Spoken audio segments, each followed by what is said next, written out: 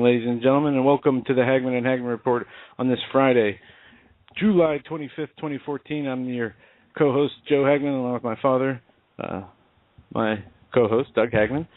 We are private investigators who host a radio show on current events from a biblical perspective. Tonight, we got a great show lined up for you tonight. We're going to be joined by Dave Hodges as soon as I call him, and I am dialing the number now.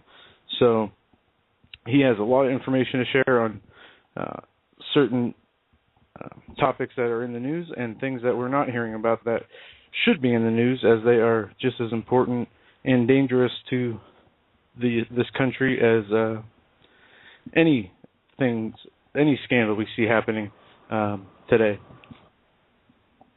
My dad is Skype is kicking us off, not letting us connect the way we usually do, so we're having Dave Hodges.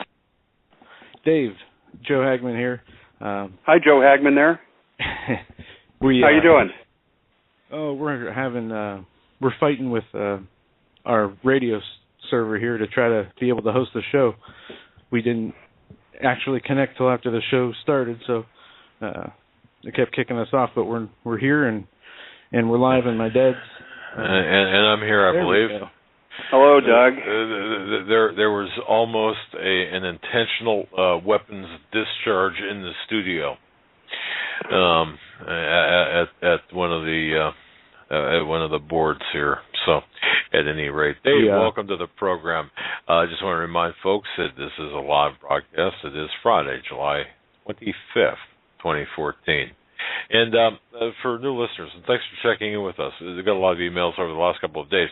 Our broadcasts extend from 8 to 11 p.m. Eastern Time. Of course, our home base, HomelandSecurityUS.com. Folks, if you go to HomelandSecurityUS.com, on the right-hand side, we have now included, you can't miss it, it's like really huge over there. We've now included what it looks to be like a smartphone along with our app. So you've got, if you click on the two boxes right below the phone, you will find the App Store available on the iPhone App Store. That's our app, as well as available on Google Play. So, interesting stuff, new to this technology. Dave, welcome again. As Joe said, welcome. And his website, the Common Sense Show. That's right. .com. If you don't have this bookmark it, as Dave writes fantastic articles, and the content is the top of the line. And most importantly, tonight we're going to be talking about the article which is at the very top of the site. All signs point to a coming EMP attack upon the United States. And with that, wait, Dave, hold that thought. Joe, you've got a correction, I believe, to make some housekeeping before we go on. Is that right? Thanks. So go ahead and take care of that first. Sorry, Dave. Hang on a second. We're going to preempt Dave Hodges for a correction. Yeah. Last night we had W on, and he was sharing the numerology aspect of different things, and he stated that the temples of Jerusalem were both destroyed on the 17th of Tammuz.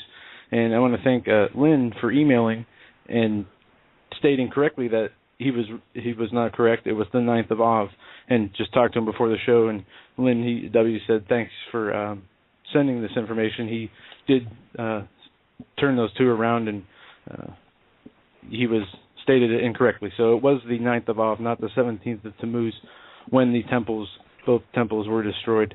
And he wanted me to make sure I said that on there and thanked you. So. I'm just trying to think of any other way we can interrupt Dave Hodges one more time. But, let's just bring him on. I get Dave. these conversations at home. I know what you mean. I do know. So my wife always has the last word, as it and should be. The first one, right? The first and the last, and I get to squeeze in a thought, and that's how it should be. She's the brains of the family. Well, what's up, my friend? We got a lot to talk about. Apparently, I got so many emails about you here over the last couple of days, your information. What's going on? Well, I've been really working on the border thing and the UN vehicles and the pandemics coming in, and I thought, okay, where's this all going to lead? Because the UN is already at the border. In fact, maybe I should start here. I had a chance encounter with a Border Patrol officer We went on vacation. I went into a convenience store, and I only had about a 90-second, excuse me, I'm a little under the weather, so you have to forgive me. I only had a real short conversation with this man. I handed him my business card that had my radio show information on it, and I said, I promise I won't use your name. I'm just trying to clear up a few things. And some of your guys have been in contact with someone who I know, Dr. Jane Orient, who's one of our top physicians here in Arizona, and they've been telling her that the Border Patrol is coming down with scabies, drug-resistant TB, bacteriological pneumonia, and it's all being covered up. They're doing on-site laundry so they don't carry this stuff home to their families. They're now being infected with scabies, which could be carriers for more serious things like dengue disease and stuff like that. And Dr. Orient was told something that I was told by this Border Patrol agent. He said, do you know about the 100,000 West Africans? And I said, yes. And he said, do you know they're taught to speak Spanish so they'll blend in before they come here? He goes, they admitted that to us. And I said, yes. And I said, that's a CIA operation. And he said, do you know where they're from? And I said, yes, the 7-state region in West Africa where there's a live, uncontained, uncontrollable outbreak of Ebola. And on my show, Dr. Orient, who's very conservative by nature, came out and said it's not a matter of if, but when and where we have an Ebola outbreak in this country. So I've been working really hard on that. And this Border Patrol agent called me after he had read some articles I had written, and he said, there's more that you need to know. And I think he began to trust me because I never printed his name, and I could clearly see his badge. And this is just a chance encounter, Doug. We were traveling to San Diego on vacation. We stopped in Yuma, Arizona to gas and go to the bathroom and get a drink, and there he was. And I just thought, well, I'm going to take advantage of this. And so he calls me back, and he has a friend with him, and he tells me that the UN already has a presence on the border. And I said, how do you know? And he said, well, they've taken 75% of us off live Border Patrol duty, like we do drug busts and this and that. And he said, now we're doing clerical work where we're pretending to process these immigrants. And he said only 10% of them are as advertised in the media, 10% unaccompanied minors. He said the rest are adults or the children are with some kind of guardian or parent. He said, that's a lie you're being told. But he said, I have to sign in to the detention centers when we go in to procure these people and then take them to an interview room. And he said he has seen the sign-in list. It's electronic. But he says when I go to sign in, I can see, the top 10 names that have signed in above me. And people from the World Health Organization, DHS, as you would imagine, but also the United Nations and various departments of the United Nations are signing in at these Border Patrol controlled areas in the detention centers. And so my articles I've been writing about DHS is going to roll out the UN when there's a pandemic, and that'll be the foothold for the UN to gain a presence in this country that'll be acceptable. But I said there has to be beyond that for the UN to move into the legitimate peacekeeping force that they're going to claim that they are, with the Russian and Chinese soldiers wearing blue helmets coming to get our guns. And in New York they ran an ad about 3 weeks ago for basically gun confiscation experts. And it's right out of their UN New York office. And before they do that, I said they have to have a false flag. And I've been racking my brain thinking about, okay, what could this false flag possibly be? And then I hearkened back to a map that I've been in possession of. In fact, I'm in possession of the entire set of documents. I have a set of documents that was given to me by a retired member of the Department of Agriculture. And she came into possession of it because she was concerned that the massive war games that the U.S. Navy and Air Force were planning off every one of our coastline, including most of our territories, would be detrimental to crop yield. And so she tried to draw attention unsuccessfully. And to the best of my knowledge right now, guys, I'm the only one in the country that has the map, and it's on the article right at the top, that shows this massive war game. Now, that map comes from an organization called AFAST, which is the sonar aspect of the Navy. And what they're doing, all those rectangles on the map, and if people want to look at it, they go to commonsenseshow.com and look right on there, and you'll see the map pull right up. You'll see oblong rectangles and squares and stuff, and it basically incorporates almost every aspect of the coastline of the three United coastlines, except for the Gulf. There's some areas in there in the Gulf that are barren, and I think largely because those areas are destroyed from the Gulf oil explosion, or they could be being left purposely open. So in 2009, the Navy announced their intention to do a 5-year war game. No one does a 5-year war game. No one. No one usually does a 30-day war game. And this is a 5-year war game. And I have letters, and one of them is published in the article down in the bottom in the area I titled Appendix, that's written by some of the congressional members of California, Oregon, and Washington. And in fact, later, this was joined onto by Dianne Feinstein and Barbara Boxer and Henry Waxman. They added their names on at a later time.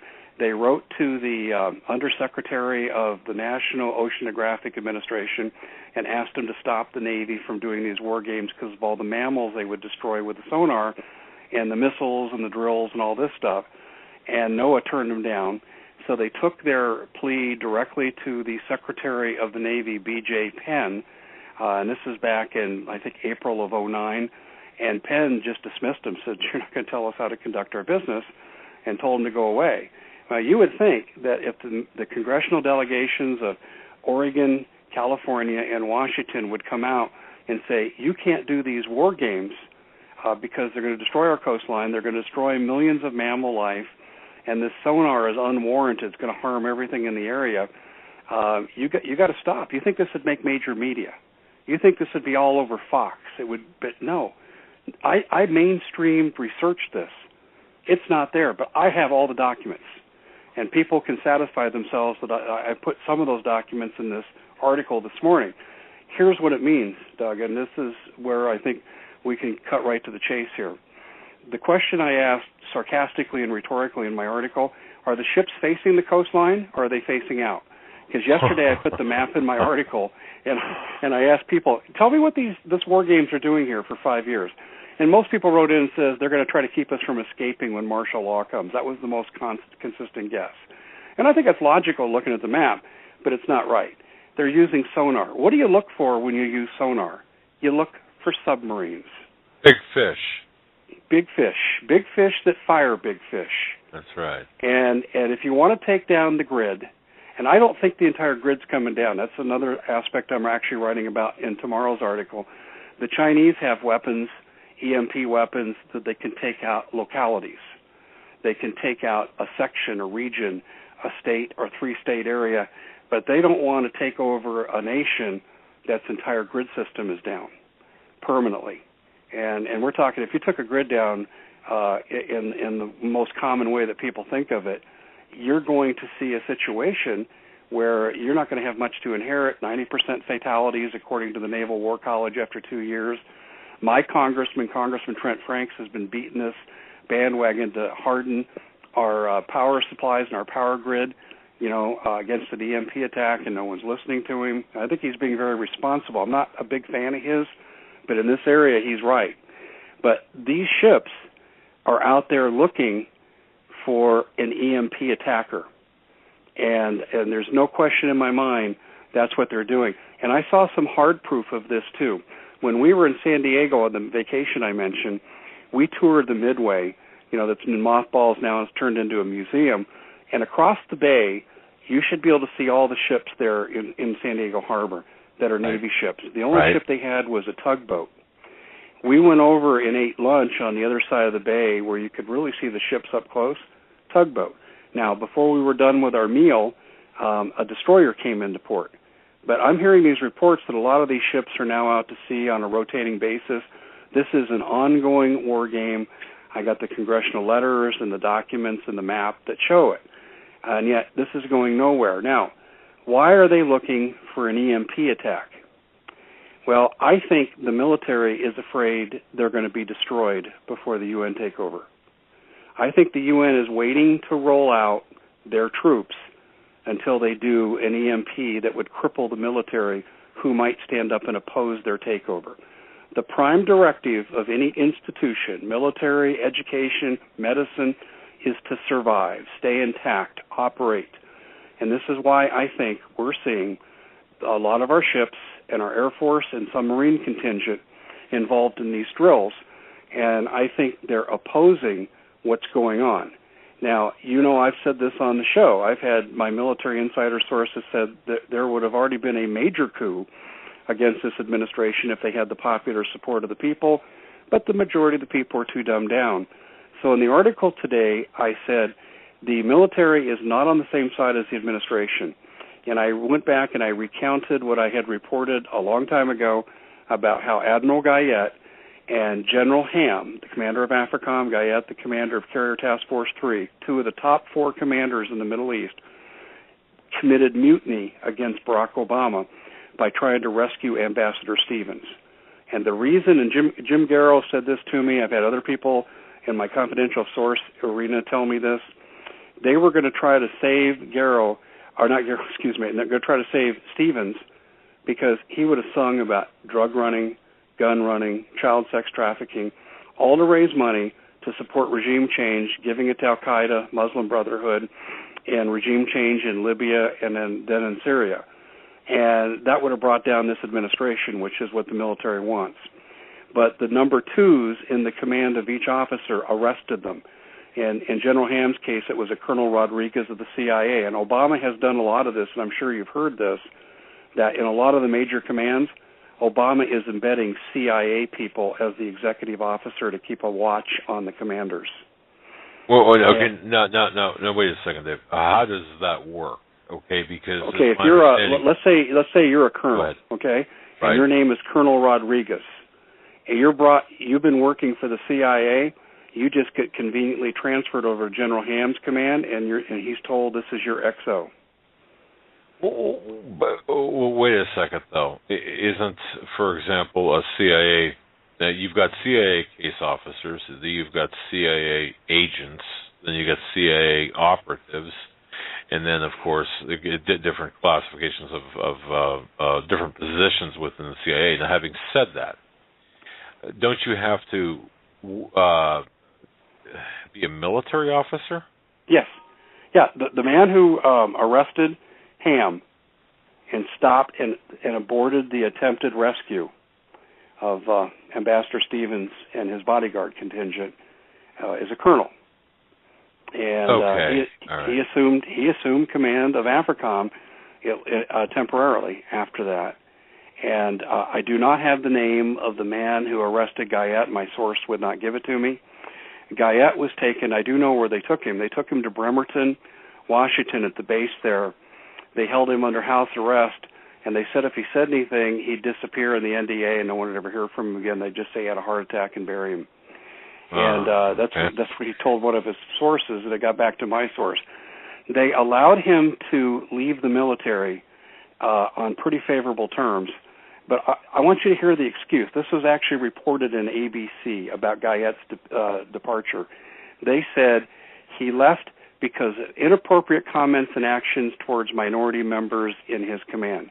In other words, here's a guy who's worked his way to the top of being a carrier task force commander, and he doesn't know how to talk to African Americans, Latinos, people of Muslim background in his command. Are you kidding me? You get to that level and you can't deal with a multiracial military force? Yeah, that doesn't sound right, obviously. Yeah. No, and here's the other thing I wrote in the article today.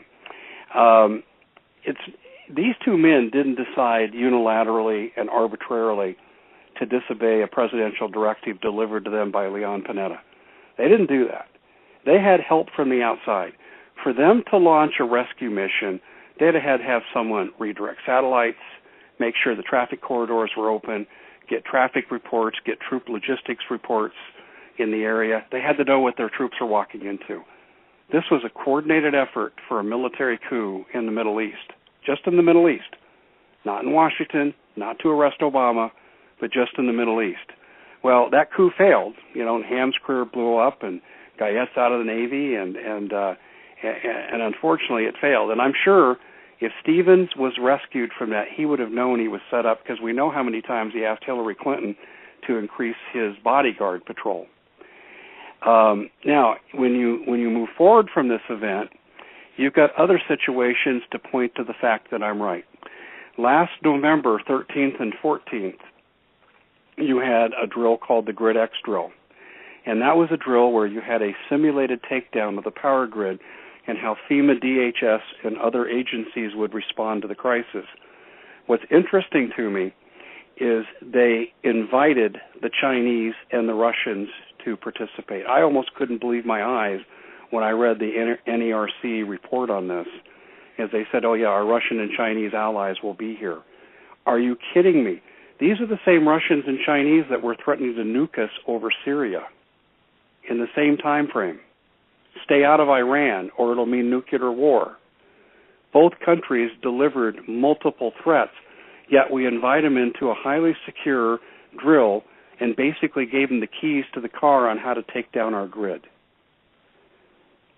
Okay, if that's not enough for you, Doug, today I published a document. It's called a bilateral agreement between FEMA and the Russian Ministry of Defense that permitted 15,000 Russian soldiers to come into the country to train for emergency situations, martial law. Okay, so that's there. Okay. And then you and I know, and Steve Quayle, we all have the reports of the Russian soldiers in various communities and so forth and so on. I mean, this is no secret. We've talked about this many times. These are your enforcement troops. They're here to seal the deal when all heck breaks loose. And then you have the Chinese side of it. The solar energy zones, to me, the discovery of what those were, and the fact that they're over land that has massive mineral resources underneath of it, is the most significant thing that came out of the Clay Van Bundy affair.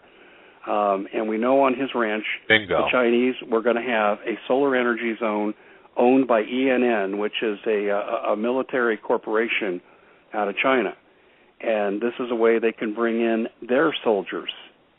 And the Chinese are being handed a lot of our solar energy projects. In fact, an article I wrote about Bundy affair back in April, I did a side-by-side analysis of the project in Arizona and the project in Nevada, and they're all the same, and the Chinese are at the heart of all of it. And this is a good way to bring in your troops in ostensibly what would be called an inland port. So the Russians and Chinese troops are here. The UN is positioned. We have massive immigration, a total open border, and possible pandemics that could put the country in absolute chaos. And I think the coup de grace is going to be an EMP attack. And I think the reason the military, a lot of the military, is offshore with regard to these military war drills is because they feel they'll survive an EMP attack. If they're on top of a submarine or a cargo ship that launches, if they're in that same area, they're not going to be affected because the submarine, say from China, Russia, or North Korea, who also has EMP weapons, they're not going to commit suicide. So I think this is why these war games exist. But Dave, I don't mean to interrupt you. Wouldn't our military assets be hardened against an EMP attack well beyond what normal our normal infrastructure would be? Most of your ships aren't. Your nuclear silos are. Their supporting power grid system is. But most of your military, hard military assets, your tanks, your jeeps, most of your ships, most of your planes are not. Okay. All right. We're vulnerable. This is what Trent Franks is talking about. He said our infrastructure across all borders, in other words, I'm sure he's speaking about military, scientific, power industry, is all unprotected. In fact, let's jump to Yemen for a second. Yemen is an area where I think we just saw a false flag attack, and I think it was a beta test. Yeah, you were saying that before. I didn't mean to interrupt, but you were saying about Yemen before, and not too many people really understand what the heck happened there. Well, in Yemen, there was they say it was Al Qaeda that did it, but I haven't seen any proof that Al Qaeda took down the power grid of Yemen in one day. A country of 23 million people, and the power grid is totally wiped out in one day. It's just gone. And I got a picture of one of the collapsed power grids, and I'm laughing because I can't believe that people aren't on top of this stuff. In fact, but some people are. And if you'll give me just a minute here, I want to change directions here for a second, and I want to pull up my Yemen. I want to pull up my Yemen material here, and And folks, we're talking to Dave Hodges. Folks, you can tune him in every Sunday night, but information about his program. But his website, is on his website, which is thecommonsenseshow.com. That's thecommonsenseshow.com.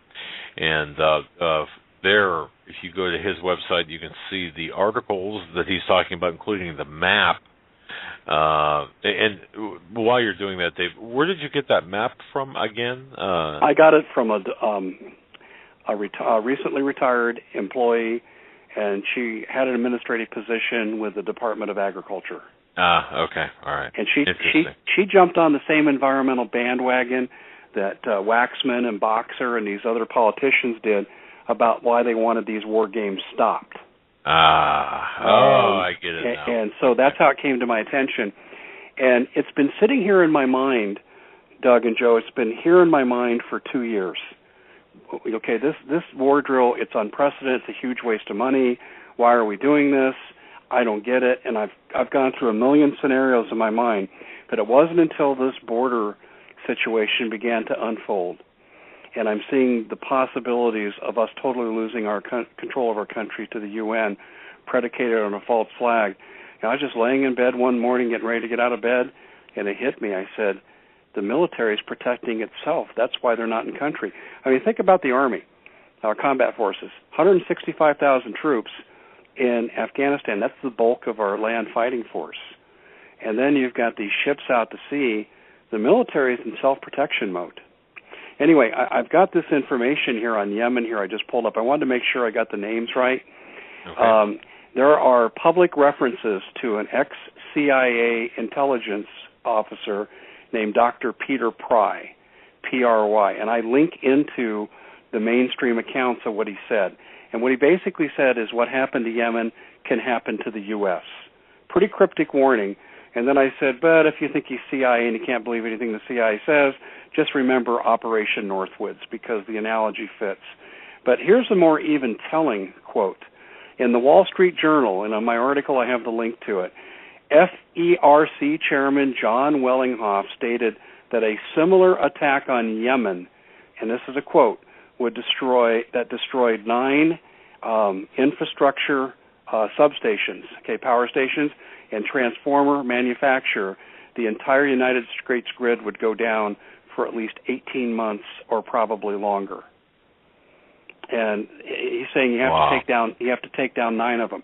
Now, we've promised the Chinese the hard assets of this country. The Pioneer Institute did an audit of untapped mineral resources estimated to be underneath the earth in the United States, and they came up with a figure of between $128 and $150 trillion worth of assets. This is why you're seeing the solar energy zones going over these mineral-rich resources. And the inland ports that the Chinese are being allowed to inhabit are in mineral-rich area resources. They don't want to inherit a pile of junk. So I don't think we're going to see a total power grid takedown like we did in that NBC TV show called Revolution, where everything was gone. I don't think we're going to see that. I think we're going to see surgical precision takedowns, and you'll see high altitude detonated nuclear blasts to do it in a particular area. And you can contain the scope of your EMP attack, and you can actually cause the whole grid to go down for a while, but you can bring back up most of it if you haven't destroyed all the component parts. And I think this is exactly what we're going to see, because the Chinese don't want to inherit nothing, and they wouldn't be on board with this kind of plan. And I think this is what we're seeing. I think the military knows about it, and I think this is why they have their ships positioned where they do, so they're going to be largely unaffected by it. Okay. Now, the question is, are they going to fight on behalf of the people? I don't know. And when I talk to my sources, I don't get real clear answers on that point, and I've expressed frustration to them on that point too, Doug. I've told them, I said, well, come on, whose side are these guys going to be on? When the shooting starts and they're opposing the UN, are they here to defend me, to stay in my home against the Chinese or the Russians taking me to a FEMA camp? So that's food for thought. That's and speaking of FEMA camps, I have an interesting aside. I think you'll find this interesting. In yesterday's article, I wrote an article that said there's one FEMA camp for the immigrants and one for us. I went back to 2011, and I found a Bob Seifert. He's an administrator for KBR, Kellogg, Brion, and Root. And they're the ones, in conjunction with Halliburton, that had a lot of the construction contracts on the early FEMA camps. He had put out an emergency memo for vendors that could provide wiring for a temporary camp that would house either 2,000 or 300 or 60 people. And he said, and you need to have water, showers, meals ready to eat, this kind of stuff. And this memo went out, and it was in 2011. Okay, this is not your classic FEMA camp construction stuff, and I said this when the memo leaked in 2011.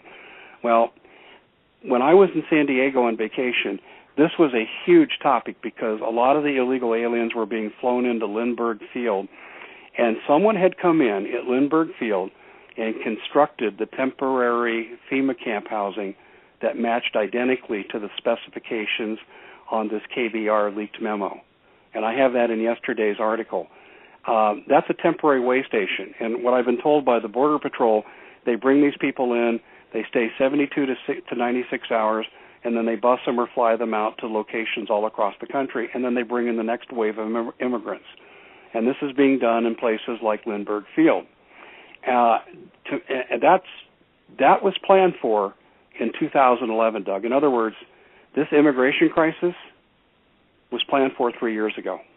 Oh, yeah. We have that same information, Dave. I mean, our sources have confirmed the same as you've reported, the fact that this has been in the works for quite some time, and of course, we also have to consider what Russia has been doing in Central America in terms of arming the different cartels, and kind of the same thing our CIA has been doing in a lot of ways. I've got information on that. All right. This has been the month of let's let confidential sources approach Dave Hodges. I've had two, and you know how rare that is to get two that close together. Yeah. Now, one of them I kind of created through a chance encounter, and the guy trusted me when I didn't use his name in an article, and then he started giving me more on the phone. But this other guy is a DEA special agent, and he's active. He's still in the service. And his GS ranking is fairly high, but I don't want to narrow it down more than that because I don't want to make him an easier target to find. Although I think, and I told him this, he's already said enough that if they wanted to find him, they know who he is. Okay, just to be clear to the listening audience, when you say anonymous sources, they're known to you, period. They're not, and they're known to you, and they're confirmed by you, right? Yes. Okay, and folks, that's important for everyone to understand, because Dave often gets misquoted. I get misquoted when we talk about anonymous sources. We talk about people that we know personally, who are known and trusted to us, but we choose not to name them. And sometimes people think, well, you don't know who they are. No, we do know who they are. So go ahead, sir. Well, this man approached me, and he actually approached me through a very unusual method. Now, we don't communicate this way anymore. In fact, I'm kind of nervous because I haven't actually heard from him in 3 days, and that's been unusual. He was vacationing in about 60, 70 miles from where I live. And I don't know if that's why, well, he told me why he singled me out. He said, you understand what's going on with money laundering. And this ties back into your comment about the Russians and the cartels. And he was stationed in Peru. And there's a cartel down there that very few people have ever heard of, and they're called the Sanchez Paredes cartel. Right. They're the largest growers and distributors of cocaine in the world. They've taken that over from Colombia, and it's a Peruvian military organization. It's totally state-sponsored, and we are in support of it through the DEA. Let me just give you a couple tidbits he gave me. He was this will give away who he is, but he told me there's no restrictions on revealing his Peruvian activities. He said that he was the third operative to be removed from his position for going after this cartel. The two before him were publishing reports critical of our surveillance habits, said we weren't, as DEA, doing due diligence. The Sanchez-Paredes cartel is the biggest cartel in the world. They have ties to Hamas, Hezbollah, and the Muslim Brotherhood. And we all know that the arms procurer agent and the head of finance for the Muslim Brotherhood is the half-brother of President Obama. His name is Malik Obama. They're all connected. So you have the Sanchez-Paredes that are connected out of the Middle East.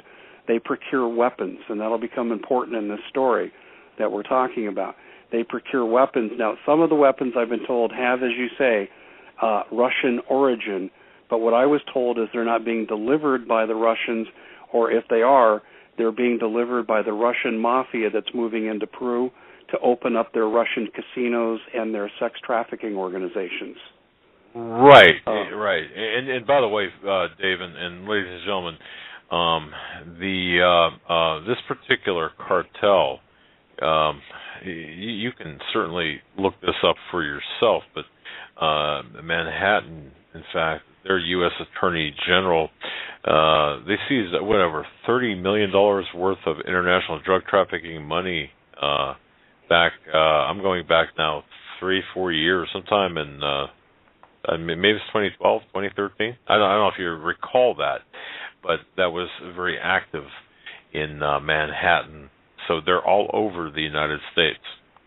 Well, yeah, I'm going to get into that a little bit too, if that's okay. Oh, please. I think what people need to know is by the end of the evening, you're going to realize that your entire financial structure in the United States is based on money laundering. In fact, I'll jump to one part of the end of the story here to kind of set the tone. I've been working with a researcher named Elena Cook, who's a former defense contractor, and she had a security clearance, and she's also recently written for WorldNet Daily until she decided to go independent. Elena came across reports that said during the 2008 and 2009 bailouts, had it not been for money laundering coming out of the drug cartels, there would have been absolutely no cash liquidity in this country at all, and the economy would have ground to an absolute stop. Nothing would have moved, and we would have had total chaos at that point. So actually, I'm not in favor of money laundering, of course, but that actually saved us at one time. But I find that to be really interesting. But anyway, I'm going to pull up this man's first contact with me right here, and he really had a lot to say on his first contact with me. Let me just read to you just his couple opening statements here. Dear Mr. Hodges, thank you for your courageous work. I am a DEA special agent. I can provide proof. He did provide the proof, and he got into investigating money laundering, specifically of the Sanchez-Paredes cartel, via their confidential sources. Now, they have their own version of the boogeyman terrorists over there in Venezuela called the Sendero Luminoso. They go out and do these terrorist acts to take heat off the Sanchez-Paredes cartel. I thought that was really interesting, that they actually have an organization designed to draw attention to them to take it off the Sanchez-Paredes cartel. Now, here's what I learned from him, but I also have had it confirmed in other sources. I had this information about what I'm ready to tell you before he told me. He just confirmed it in a way that I did not know. Outside San Salvador, and this is why I'm concerned about the illegal immigrants coming into the country, you have MS-13, Los Zetas cartel, and the Sinaloa cartel training. And they're training with Hamas. And I have documented this in an earlier article this month where Hamas is supplying weapons through the Sanchez-Paredes cartel. It goes to the Sinaloas to control, and they do the training. MS-13 are now the assassin agency for these Mexican drug cartels, but they're no longer just drug cartels. They need to be considered to be military operations. They have anti-tank weapons and all the automatic weapons you'd have, and I've been told they have helicopters. And if you recall, we've had helicopters on 2 occasions cross the border and attack the Border Patrol. Right. Yeah, and also, this is something that all Americans need to be concerned about as well. What I learned from my source is that the American military is training the Peruvian military, and they've stepped up their training. Now, what could they be training them? And these are narco-terrorists. Are they training them how to protect their drug shipments better? I suspect so, because what we also know is the military of our country is doing the same thing in Mexico. We're training the Mexican military. Now, if you want to have a chance to have a Mexican military official who's not co-opted by the Sinaloas, you go to the Navy and the Marines. They're not located in one area long enough to be co-opted, is what I've been told, on large numbers. But the Mexican military is overrun with a drug cartel influence. So, in effect, our military is training narco-terrorists with the Peruvian army that's running these drug and gun shipments, and we're also training the Mexican military, and I say ostensibly for the same thing, in a fast and furious kind of approach.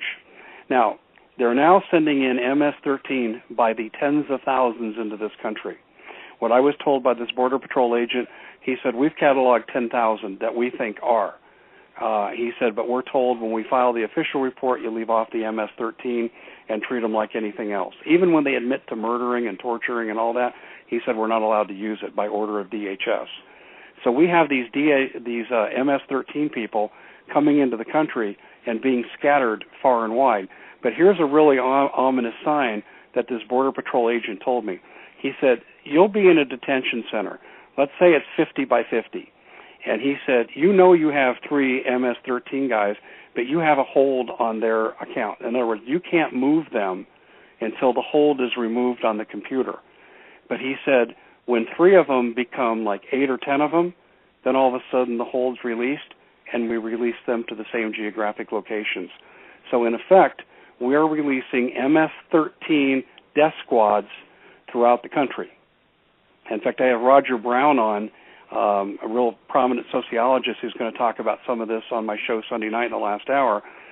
This is very disturbing. This says this to me, Doug, that what we're looking at in Mexico is if you want a police chief killed, a city councilman, a rival gang member, you just bring in the MS-13, they do their thing. Well, we have these people coming into our country now. Can you say assassination of Joe Arpaio or assassination of some other prominent sheriff or a sheriff's advocate like Richard Mack? That this really frightens me that we have death squads coming into the United States right now, plus the pandemic people. And the money from this is coming out of Hamas. But where's the money Hamas is getting to procure the arms in the first place? The CIA. Oh, that's a great question and an obvious answer as well, yes. Okay. Yeah, and so the True CIA... Black Ops, by the way. Yeah, and remember what I said earlier. The CIA, I believe, is teaching West Africans to speak Spanish to blend in as an immigrant group to fool the Border Patrol people. And Dr. Orient said there's 100,000 of them. That's what the Border Patrol sources have told her. I asked my source, how many are there? And he said, a lot. I don't know the number. And he said it is curious that a lot of them do speak Spanish. And he said some of them try to say they're like from Guatemala, but he said when you question them further, they're lying. Well, yeah, you can tell by the dialect and, of course, further questioning. Dave, forgive me. Let me go backwards a little bit in your conversation, because I did get an email here, and I think it's worth posing the question to you. You're talking about our military men being on and women being on these ships out at sea. This emailer, and Karen, it's a great question, by the way, Karen. Thank you. It says, please ask Dave about how the Navy personnel on the ships intend to or would be able to protect their families here on shore, because they've got families on shore here. What are they being told, or what's the deal with that? I have no idea. I have found no one connected to these war games that's talking. I asked. Okay. I have a confidential source, and he knows of these documents intimately, and I can't say how intimate because it would give away his identity. But he knows of these documents intimately because I called him 2 years ago when I got a hold of it, and we met for lunch, and I showed him to him, and he goes, "Oh yeah," and I can't tell you his connection to this because it would give it away. But he's a man who knows what he's saying, and what he said to me.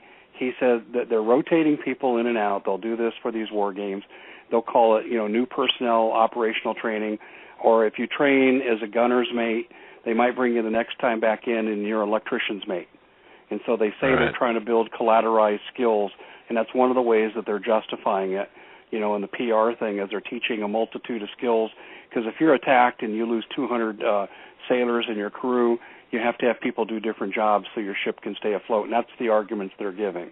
Okay. Now, as far as their family goes, no one's talking. And I asked him this. I said, I need to speak to someone who's involved in this particular activity. I said, I hear nothing. It's like I said, I have the map. I showed him the map. I said, you're telling me, is this a made-up map, and these congressmen and senators are all mad about this, and it's over nothing? Or are there real people here that are out here to see doing these things? And he goes, oh, there's real people out there. He said, but none of them are going to talk to you. He said, none of them are going to talk to anybody because, see, it's not that they want, when the military leaks something, like when people brought me the Benghazi story about Ham and Guyette, they wanted that out there because they wanted people to see how dirty the Obama administration is. In this particular instance, I see why they're not saying anything to anybody, because they're in their own self-protective mode. So why would you give away what you're doing? Right, exactly. And obviously, the folks, and Karen, the people, we'll just say the lower level people, may just not know. I mean, as my source says, the lie is different at every level, so they may be subjected to a lie that would make them feel like, hey, no big deal. Well, so I get that. I just, I know that you've been hot on the Ukraine, and you've had some great tips there. I think it fits into this whole scenario. The thing I vacillate on, though, guys, is will the war come after the martial law crackdown or before? Now, to me, it would make more sense to get the guns out of American hands and subjugate America early so you can't oppose the war effort. I agree with that. I mean, in theory. But how in the heck would they do that, though? And you're saying, if I'm hearing this correctly, you're saying, well, they would do this asymmetrically through perhaps an EMP type of a preemptive type of an attack. Well, I think we're going to get a two-edged sword. There's no question we're headed for pandemic releases and outbreaks. And I think that the excuse will be the immigrants and gee whiz, we didn't know. But I will tell you, and it's something that I talked to Joe about earlier today, we have stuff ready to go right now to release. And I'm saying some of the dark agencies on the black ops side. And I want to hearken back to, and I don't mean to sound like I'm self-promoting here, but I want to hearken back to an article I wrote in 2012, and I need to tell a bit of a personal story to illustrate, I think, the sincerity of what I'm bringing forward. Sure. Back in 1997, on the campus that I taught on, the Maricopa County health officials came on, and they were asking for emergency volunteers in case of a terrorist chemical biological attack. And I was dumb and naive at that time, and I thought terrorism was real to some degree. So I volunteered because they said I would get the drugs first for my family. So I was all too happy to volunteer, and nothing happened. Well, within a couple of years, or a few years, FEMA came online, and we were in a transition period with FEMA, and I got to attend a few meetings, voluntary, but I wanted to meet FEMA people, and I wanted to see what this was all about. So I met a man, and he was in counterterrorism against biological and chemical weapons attacks, and it just so happened his daughter was a freshman in my undergraduate psychology class at the time. And so we kind of struck up a friendship, and then a couple of years later I had his other daughter in one of my classes. And so we stayed in off and on contact through the years. Well, the last year I was coaching basketball at the college level, he and his wife showed up at my office unannounced. I didn't even know they knew where my basketball office was on campus. And they just showed up. They were waiting for me at the door as I walked back into the building. And he said, we're bugging out in 2 months. Now, I wrote about this event at the end of December, the last week in December of 2012 on my website. And I think it's entitled something like Wire X Intel, Wire X government officials going into hiding. He told me of his plans to relocate to the southeastern seaboard area, but in a very remote location with like-minded FEMA and DHS people who he had made contacts with through the years. And he said they had a self-sustaining community. And I said, well, what's happening? And then he said, well, you know where you live out in the country. I live about 20 miles northwest of metropolitan Phoenix out in the country. He said, where you live, you're really in a pretty good position. He said, but there's chemical and biological weapons attacks coming. And he goes, this stuff drifts on the wind, and you should probably get some kind of protection. And I said, are you serious? He goes, Dave, we have stuff that even the Mossad doesn't know we have. And he specifically mentioned them. He goes, they know pretty much everything we do. They don't know. We have stuff that can literally change a person's DNA. We have stuff that can turn them into zombie-acting characters. And he said, watch this drill that we do in 2 weeks. And it was the October 31st, 2012 drill in San Diego. And I actually have this on one of my stories where people were dressed up with makeup artists to act like zombies, and they were being shot down in a simulation. And it was a FEMA DHS civil control drill in San Diego, and they reported it on the San Diego TV stations, and they made a joke out of it because it was Halloween and zombies and all this stuff. But I remember that. He said, we have the ability to make people behave this way. And he said, and we use the chemtrails, nanotechnology. He said, it's all here. And I said, okay, now give me the good news. I said, when is all this going to happen? He goes, no one knows a time frame. He goes, but there's a reason I'm leaving now. It could happen next week. He said, I don't think we have 2 years. And that was October of 2012. And at the end of that semester, he pulled his third daughter, out of high school. And she was one of the more promising athletes in Arizona. And I thought it was disruptive to her potential college recruiting. This is how seriously they took it. I've heard from the family a few times since they've gone, which is now we're coming up, we're about a year and a half out now. And one of the daughters asked me to write a recommendation for graduate school and that kind of stuff, which I was happy to do. And he says, it's coming, Dave. He says, I'm not going to say a lot on the phone, but it's coming. And he says, we're closer than you'd realize from what I'm hearing. And they're prepared to hunker down, and he knows that there are going to be troops running through the towns and killing people and taking people to FEMA camps. I mean, he's gone through the whole scenario with me. I mean, it's going to be absolute social chaos. So there are people inside the government that are reacting, like who recently retired or whatever. They're reacting the same way. They know what's coming. Now, I think these poor guys on the ships, to answer that one of your listeners' questions, I don't think anything beyond below a captain's level rank would know any idea of what's coming. They're just carrying out their mission. And I agree with you on that. And by the way, folks, I mean, where in history have we seen this before? If you recall the Cuban Missile Crisis during that period of time. In fact, I think this was reflected on one of the television programs that are made for movie TVs, or in fact, on the big screen, where certain people in Washington, in leadership capacities, were quietly going to camping stores and getting camping equipment, tents, and what have you. And there was one scene I remember distinctly where two people from the same department in D.C. had met each other purchasing outdoor living supplies, camping supplies, in preparation of this going hot. At that time, back in 1960, what was it? 1962. 62. That's right. Yeah, so, I think so. Yeah. So we, I mean, we have a precedent here. There is a precedent. Yeah, I was just a little kid then, in '62, and my dad had retired. We should probably talk one night about my dad. He had a really interesting life in the Navy, but he retired, and he was working at Martin Marietta, and he was working with captured German scientists. Now, they did not call it, what was the name of that project, Paperclip? Right. They weren't calling it Paperclip. He never called it that. He never heard it called that.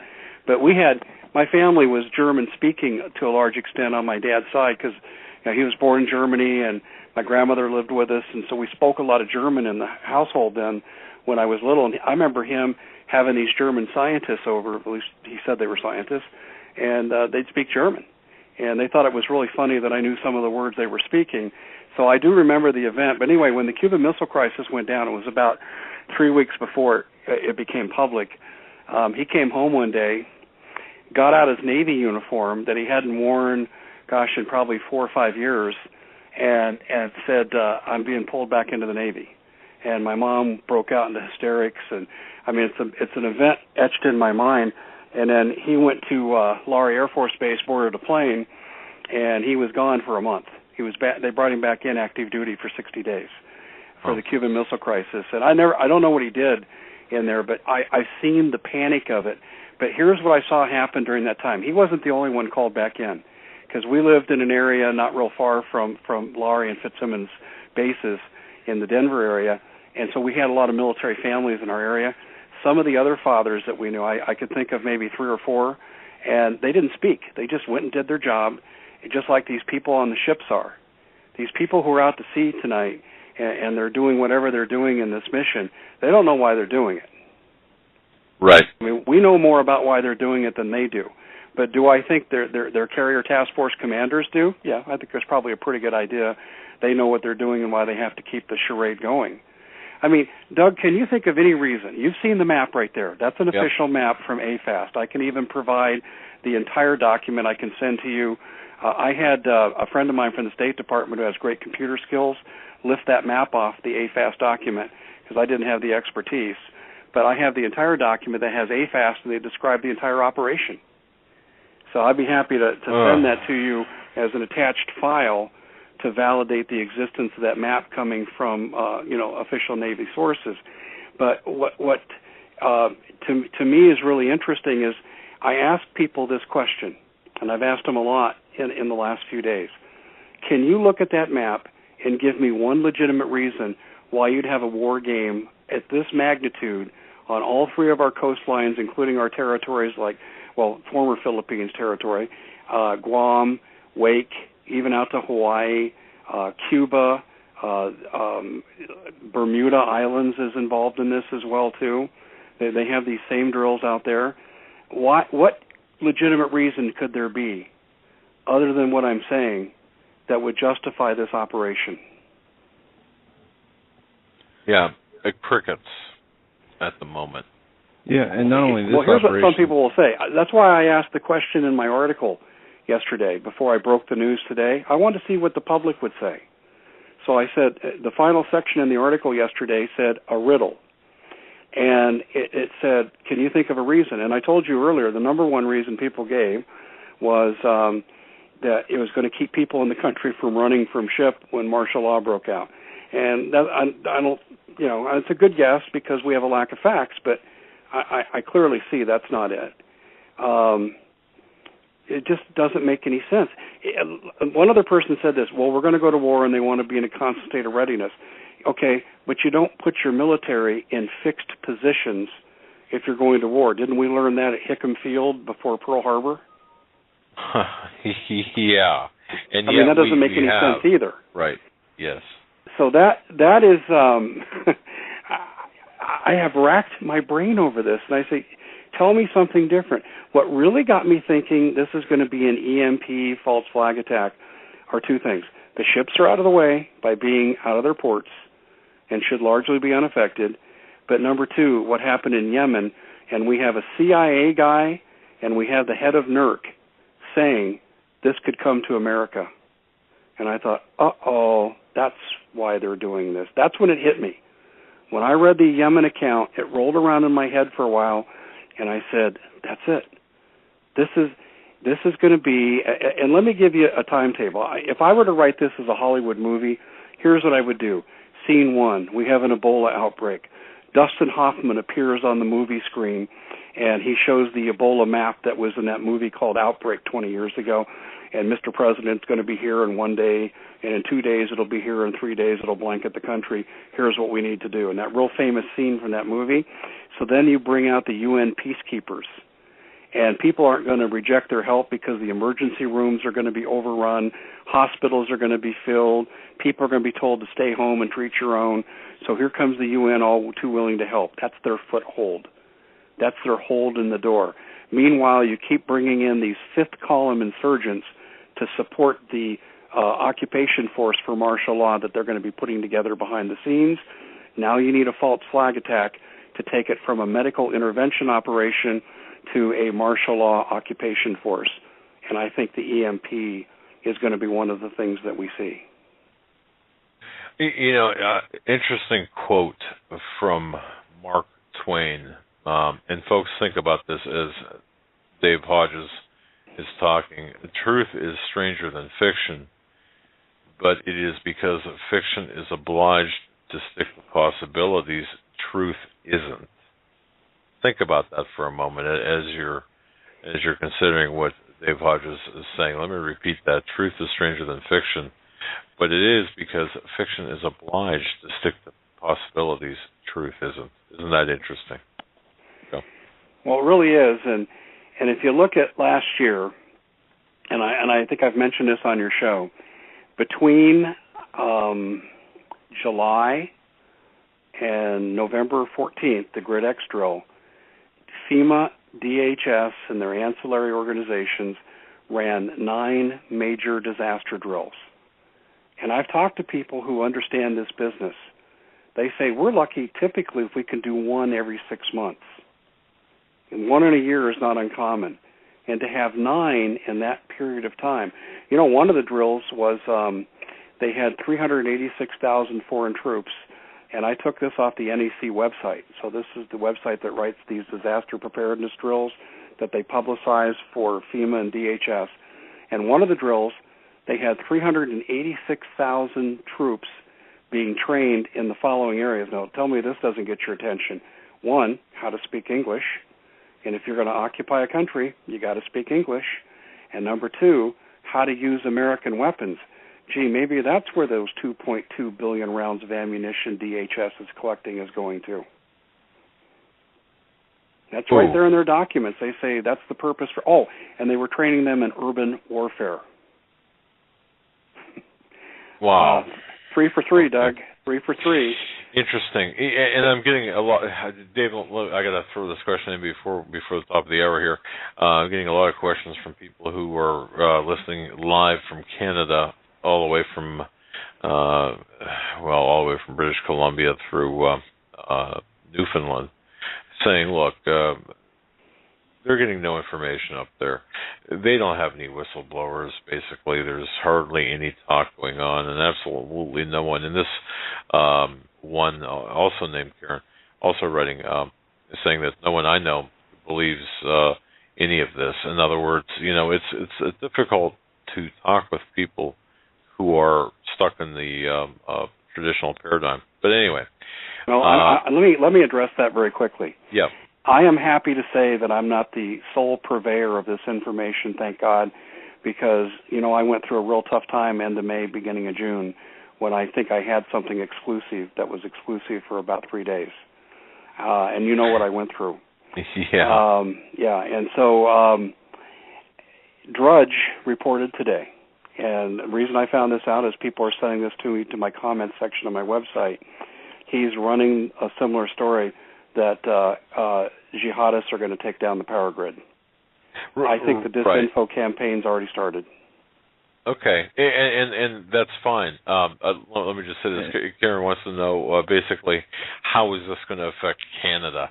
And I get this question so much from so many Canadians, thinking that perhaps they're insulated from the, they're out of the direct line of fire, but in fact, this would affect them pretty much the same way, wouldn't it? Well, they're incorrect about being unaffected, and they don't know the arrangements their own government has signed. Under the Security Prosperity Partnership Agreement, SPP, or the North American Union for short, Canada and Mexico have both signed agreements to bring in troops to assist the United States in case of domestic insurrection. All right. So, and I've reported that before on my website, and I put the appropriate documents. But in terms of the average person, average citizen living in Canada, they'd be just as vulnerable as the average person in the United States, wouldn't they? I forget the name of the community because I don't have the story up before me, but I actually wrote on this about a year ago. Do you remember the Canadian community? I don't remember if they had floods or wildfires, but they evacuated the community, and when the people came home, the Royal Mounted Police had taken all their guns. Do you remember that story? I'm racking my brain. Yeah. Joe is throwing a paper at me here. Yeah, they did, and these people had big protests and this and that. But the Royal Mounted Police entered these people's homes illegally while they were in this forced evacuation and just flat took their guns. So you're not going to be unaffected, people.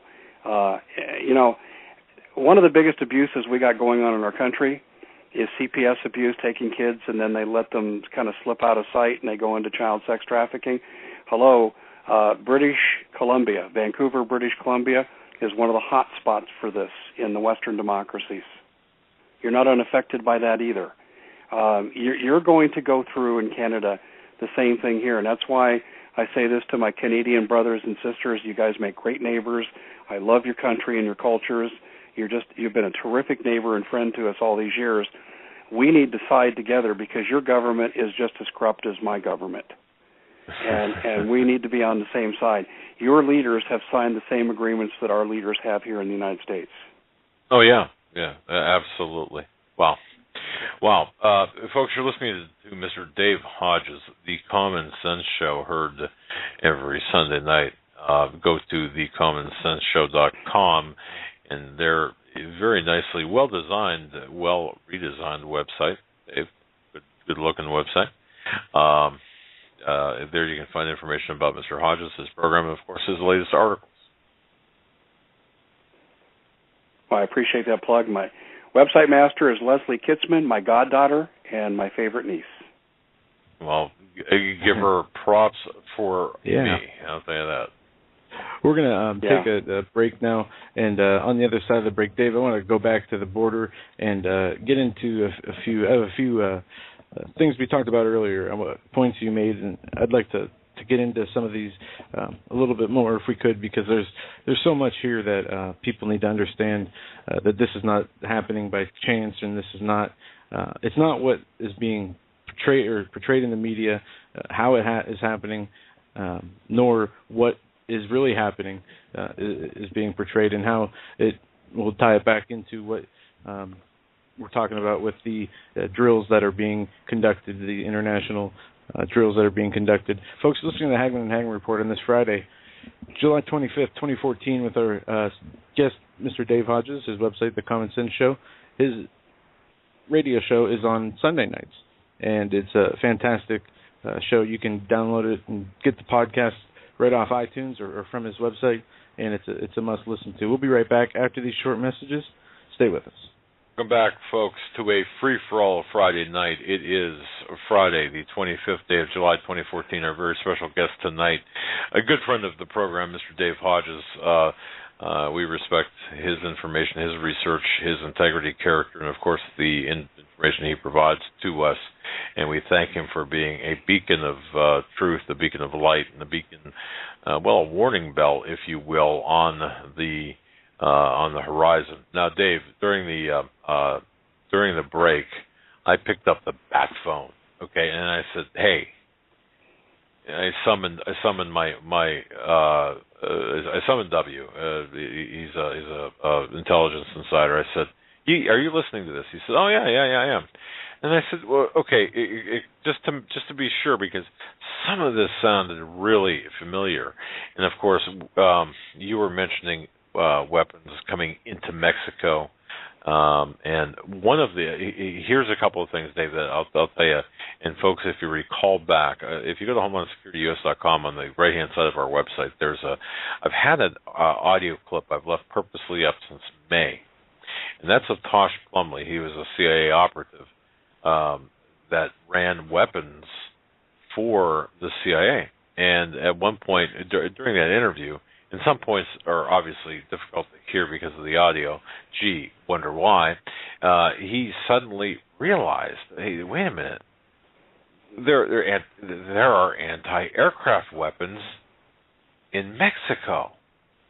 Okay, and why are they there, and how did they get there, and et cetera? Well, this goes back to, Dave, what you said about Benghazi, and folks wrote an article. I'm going to toot my own horn here about the article I wrote about how all things are connected. Nothing does happen in a vacuum. Well, how things are connected, whether it's at the southern border or West Africa or North Africa or the Middle East. And he said, don't you remember, and listen to what Dave Hodges is saying, don't you remember what Tosh Plumley said about anti-aircraft weapons being found in Mexico? So, Joe, is he on with us at this point? Okay, so we're waiting for him to come on, Dave. I want him to comment on this directly to you, and you and him have the discussion. Well, let me tell you what I didn't mention earlier, and I was mentioning the weapons cache. Anti-tank weapons, the AK-47, typical you'd find, but also RPGs. And I was told 15,000 by this DEA special agent is what their intelligence revealed. I really want to get into more of the DEA special agent revelations here with regard to money laundering and the whole 9 yards. I mean, our entire financial system is corrupted. There's nowhere you can go that is an honest bank, and I mean nowhere. Well, yeah, unless you've got the smallest of the small, and I don't even think they exist anymore. Maybe, but even then, you still have the oversight, which is corrupt anyway. So, my goodness. Okay, yeah, folks, this is fascinating stuff. The things that you're not going to hear on the evening news. So, go ahead, sir. Well, I think that when you look at what this agent told me, and I have to tell you, let me make an admission of what a chicken I am, okay? I used to be a third-degree black belt in my younger days, but I was too afraid to meet with this guy in person for a while until I learned to trust him. And another thing, too, I thought, too, what if we're being tracked? And I told him this. He goes, I understand your hesitancy. I said, look, I'm writing stuff about what's coming in from the border, and you're calling and confirming it, and what you're giving me are the deep cover sources and how it's being money laundered. I said, so you're filling in pieces of stuff I already know about.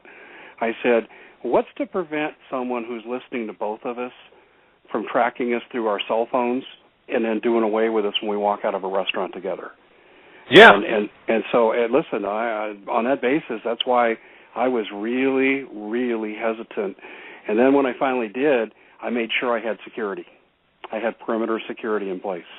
Look, I got to tell you, my friend, I have turned down several meetings that didn't feel right or were otherwise strange. We do have our intelligence insider to directly speak to you, and you guys can talk amongst yourselves, if you will, about this very issue. W is our intelligence insider, and he reminded me about what Tosh Plumley was talking about the weapons, about the aircraft, and the aircraft batteries in Mexico, and so on. And this is all first-hand information. So, W, go ahead, sir. Hey, Dave.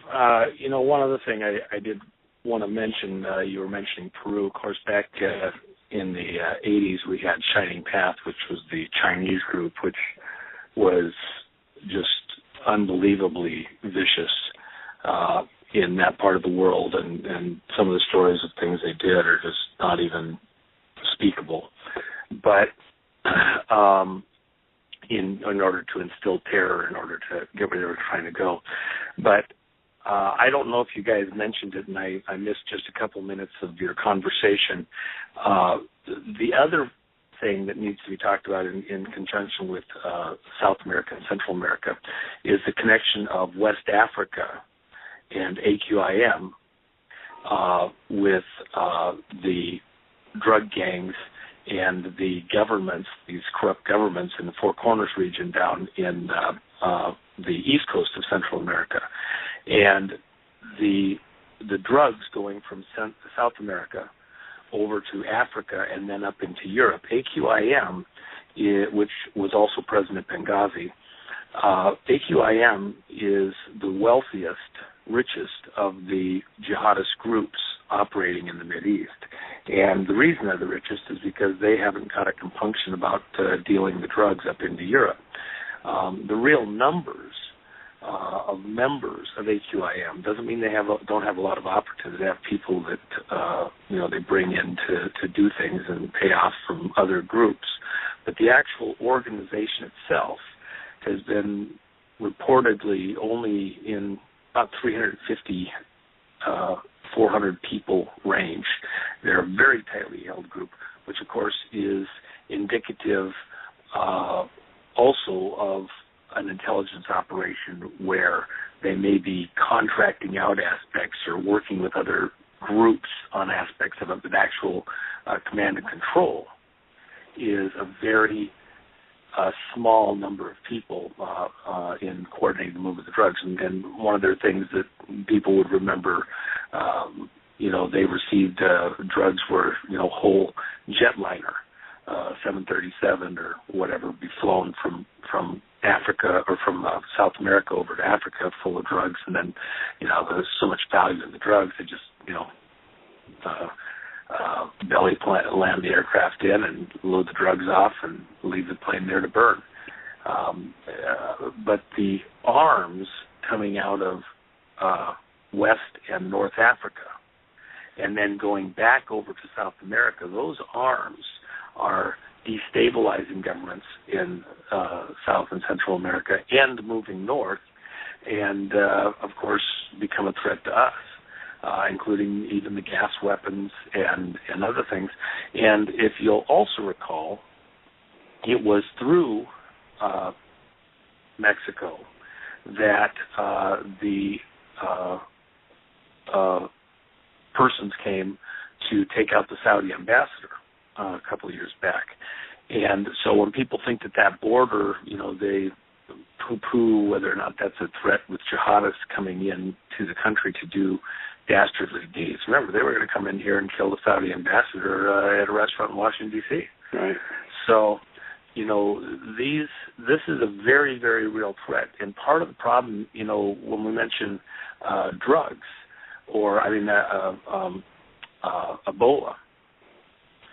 Ebola takes out its victims very quickly. So if somebody has Ebola, within literally just a matter of days at the most, they show the signs of the infection, and they don't get a chance to infect lots and lots of people before they show that they're infected, and it's a little bit easier to quarantine.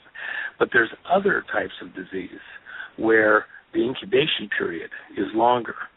And as the incubation period gets longer, the ability for them to spread disease widely before it's suddenly detected, and then you can't corral it easily. That's a real threat. Well, if we look at these weapons, if we look at these gang members like a disease, when they come in but we don't see their actions immediately, then we don't corral them, stop that movement quickly, and it continues to spread and spread and spread. And then by the time that the first action by them is seen, it's already too late because they're so far and wide spread out. And their interconnectivity, command and control, they've got a chance to get themselves in place. And so that we haven't seen some horrible event happen quite yet isn't that it's a good thing. In some ways it's a bad thing, because it means that the infection is continuing to spread and continuing to get a root. And when it finally does begin to show itself, we're far more vulnerable. And this is so invasive what's happening to us. It's such a tremendous threat. So it's important, and like you were mentioning with the sheriffs and other people, the society operates on a very thin thread of civility. And as soon as you have just a handful of people taken out, others can't go do their job, and suddenly everything we know about our type of society collapses very quickly. It does go into some kind of martial law type situation, and our ability to, get back to some kind of normative state, it's going to take a very long time. So those are real threats. Yeah, I mentioned something about the Ebola incubation period. I had on my show Dr. Jane Orient, who's one of our top physicians here in Arizona where I reside, and she informed me that the incubation period for Ebola can be up to 3 weeks. Now, she said it doesn't always take 3 weeks, but it can be up to. Now, one of the things about pandemics that I've learned in my research, and Dr. Orient confirmed this, a lot of them, and you're kind of alluding to this, will burn themselves out. If you get to quarantine the people who are exposed early, then you can really kind of limit and you'll burn the virus out.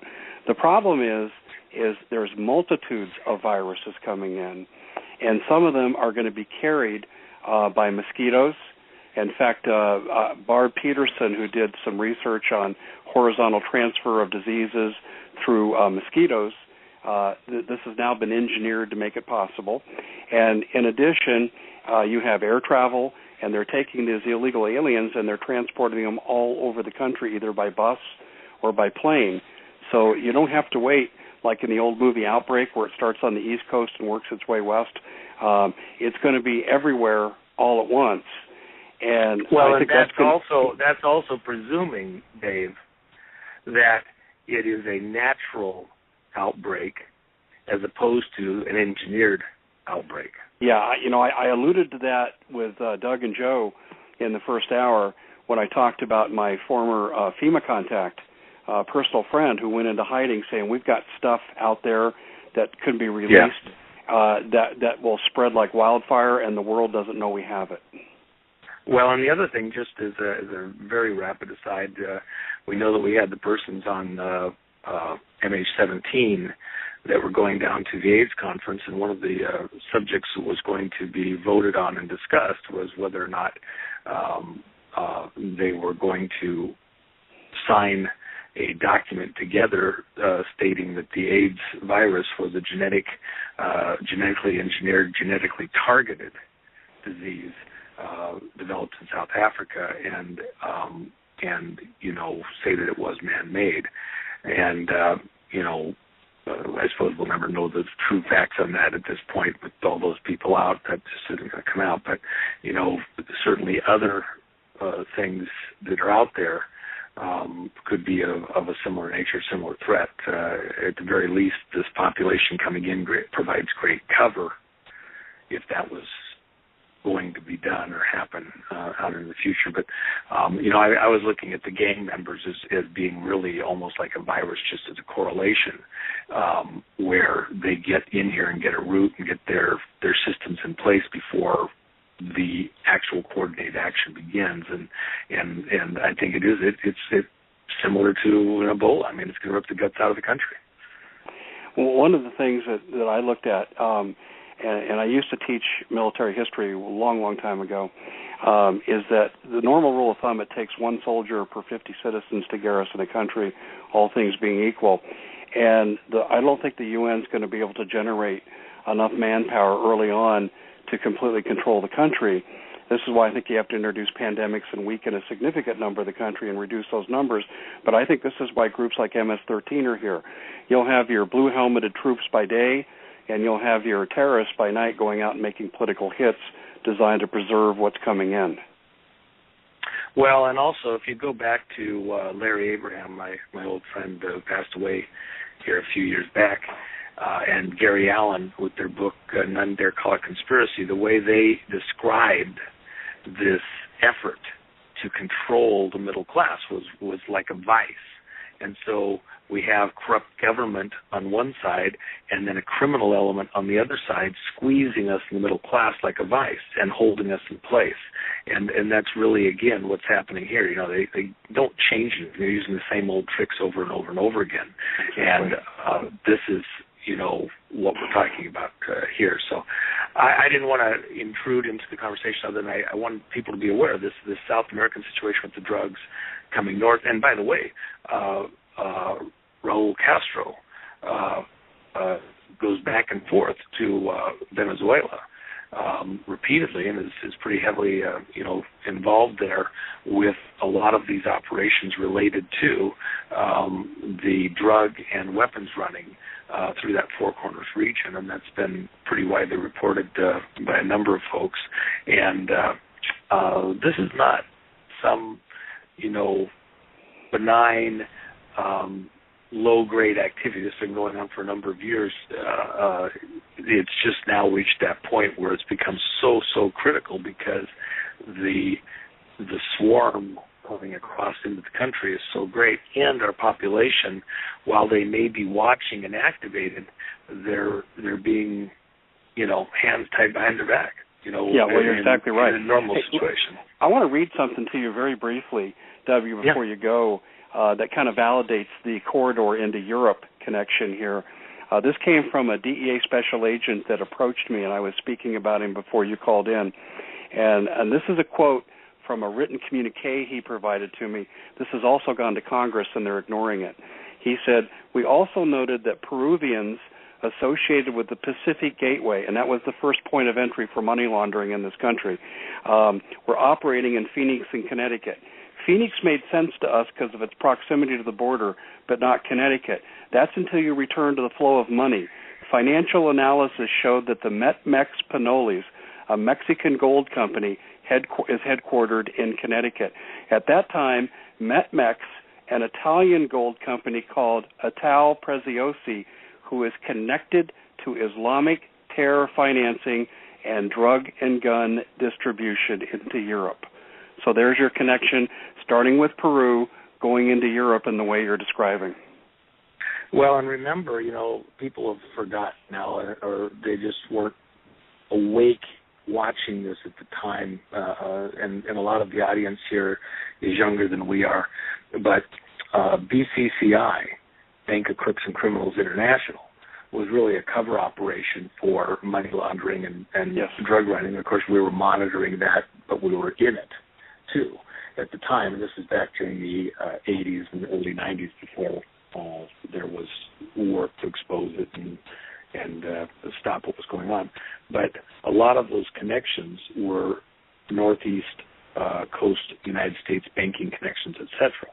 And so you had this distance in order to separate the banking crimes from the drugs and allow it to look like they were totally isolated or separate. And the other thing I'll mention, of course, going into Arkansas Development Finance Authority, as well as the other 9 finance authorities around the country, they were covers for money laundering. Of course, Larry Nichols talked about that back in the 90s pretty extensively, and a number of others.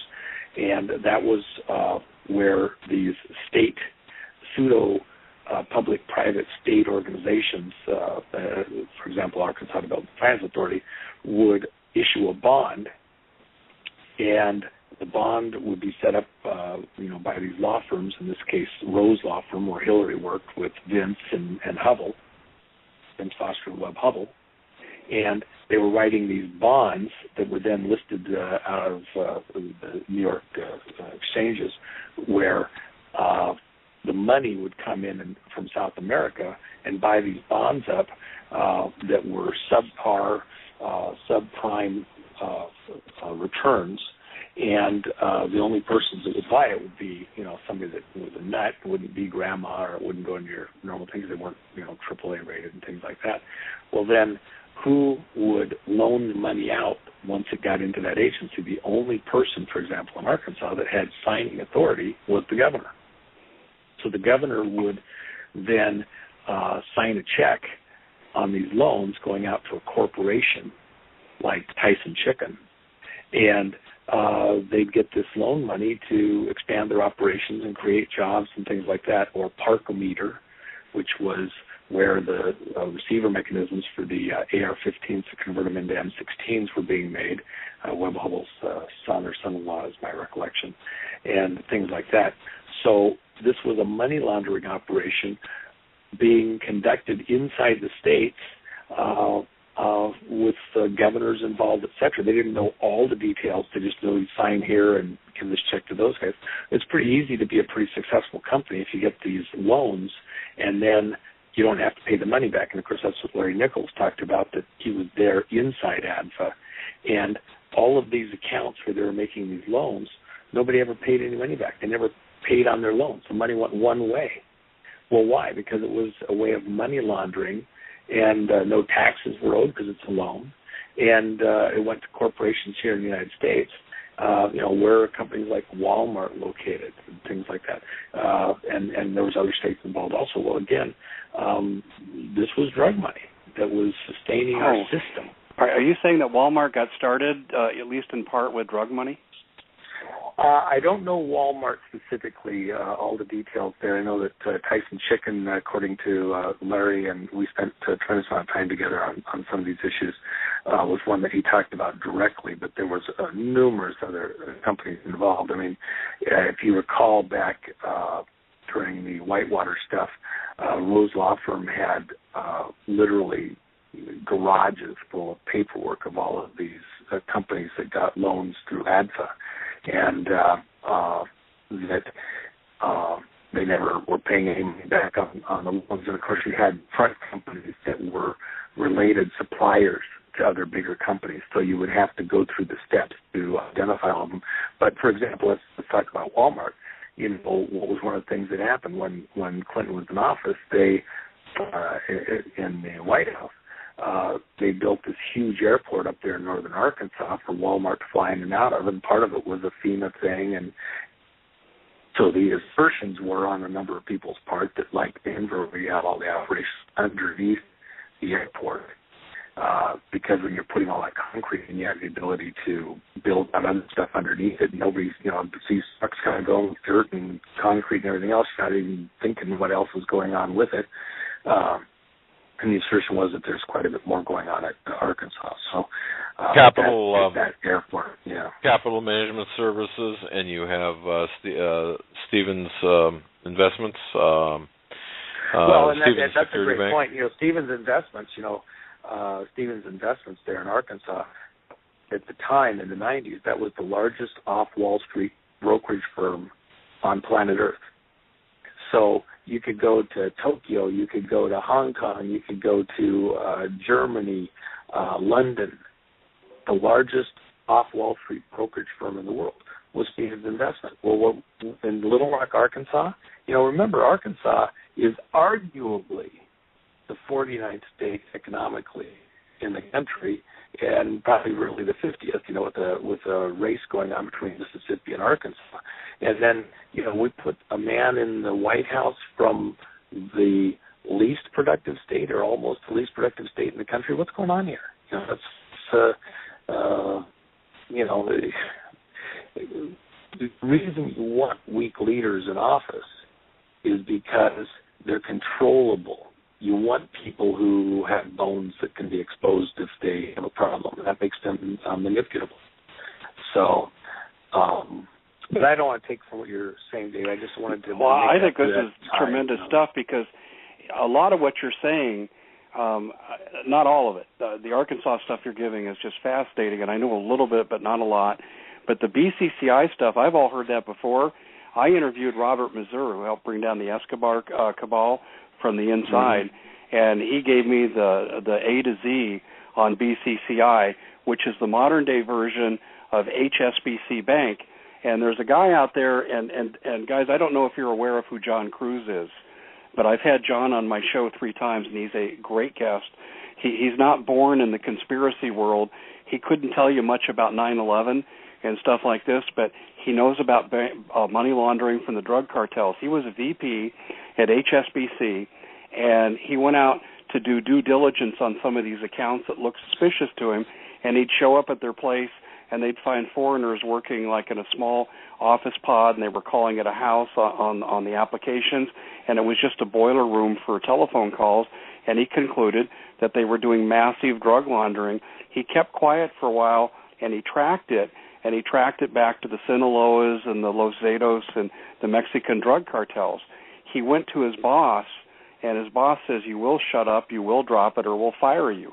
Well, he wouldn't, and he didn't want to go to jail and be the fall guy, so he went to DHS and the FBI and a bunch of other federal agencies, and they told him to go away. He went to the Manhattan District Attorney, where they told him, yeah, you're a hold of this. The Russian mafia is involved as well. It's not just the Mexican drug cartels. We know all about it, and nothing's going to happen, and if you know what's good for you, you'll shut up. And I'm sorry, I don't remember the name of his book, because I didn't know I was going to talk about him tonight.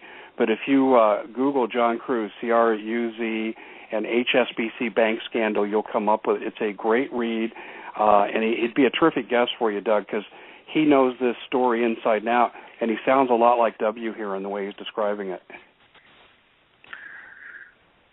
Well, the main thing is that, and Doug, you'll remember that discussed this with you off air a number of times, but this drug aspect of whether you're talking about Afghanistan and the Sabo case, these cases out of South America with the tie-ins to the drugs, we look at the terrorist side of it, but how are they financing? You go back to why Reagan did what he did in the 80s, and Bush won as VP heading the Drug Interdiction Task Force, and that was about allegedly centralizing the drug trade to Colombia so that only finished product would come out of Colombia to the United States. And, of course, that was what was coming up to MENA. And the other aspects of that, it wasn't just the drugs, it was also the chemicals going to process the drugs, as well as the money laundering related to that. And so we got a hold of all of those operations during that period of time and centralized them. And so that was the cover, if you will, for our involvement and working in this drug industries and shutting them down. And so when a lot of the public thought that we were corrupt in what we were doing, there was a legitimate argument there about why we were doing what we were doing. But during the Carter administration, they had gone out and they would take out the top people in these drug cartels, and then the lieutenants would come in and start up all their own operations. So you come in to office in the mid-'70s and you got 50, 60 families that are running drugs. By the time you get to the end of the administration, you got 500. Because it's like starfish, you chop them in half, you don't kill it, you get two. You throw them back in the water, you get two, because they keep growing. And that's sort of what was happening here. And so the kitchen cabinet came in. Casey had fielded some ideas, and they decided to centralize the drug trade where only finished product would come out of Colombia. And then the agreement was made with 6 families, one of which was taken out to set an example. And then we were left with the 5 families that were dealing drugs coming up into the United States. They got good to go to get their drugs inside the United States. And then once they got to their regions through MENA, then they were fair game. If we got them, we got them. And then, of course, what was happening where people thought there was corruption in our police departments and where the federal agents would go out to the various property rooms, we'd go out and we would take samples in property rooms all around the country of the cocaine coming up, and then and some of the heroines. And we would look to see if it had markers in it, because the chemicals that we were supplying, we took out most of the chemical manufacturers around the planet, and then we would look where we put these microtags in the chemicals, which at that time nobody even knew this was possible, and you had to have an electron microscope to find it.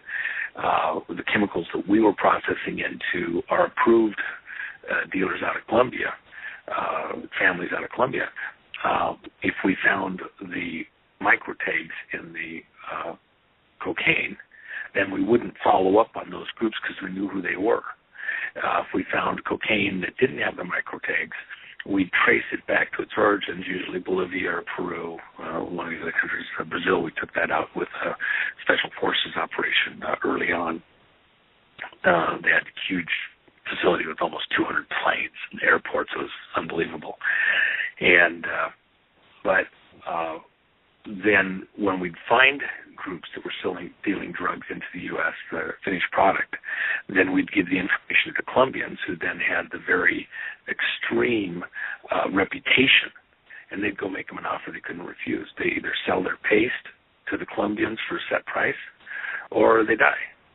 And they couldn't send finished product to them. So because we didn't have the stomach to go into another jungle war, we just come out of Southeast Asia, and the public just wasn't ready to be in any kind of a conflict, and we were being pressed like we are now, both by the Russians and the Chinese, trying to open up fronts against us by using drug money to overturn governments in Central and South America. That makes a lot of sense, yeah. Yeah. So can I ask you something else along these lines before we leave this thought? Because you mentioned chemicals, and I want to read to you a brief statement from my DEA source, and then tell you what he told me verbally to get your reaction. He said Peru is now the leading cocaine producer at 324 metric tons. DEA and all Peruvian police and military interdict 12 metric tons, which is the cost of doing business. It's only 3 to 5% of the gross. And then he went on to tell me, he said what they do to try to elevate their drug numbers, he goes, they're not even taking 3 to 5%. It's an unabated trade.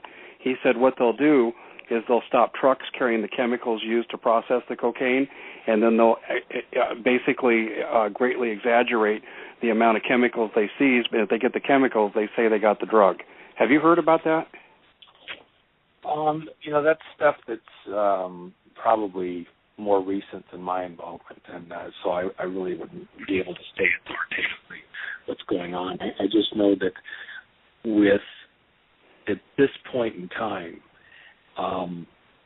any kind of reports, I guess, if I don't see it or know the person directly, I'd be pretty suspect of anything that was said, because it's just hard to get accurate information.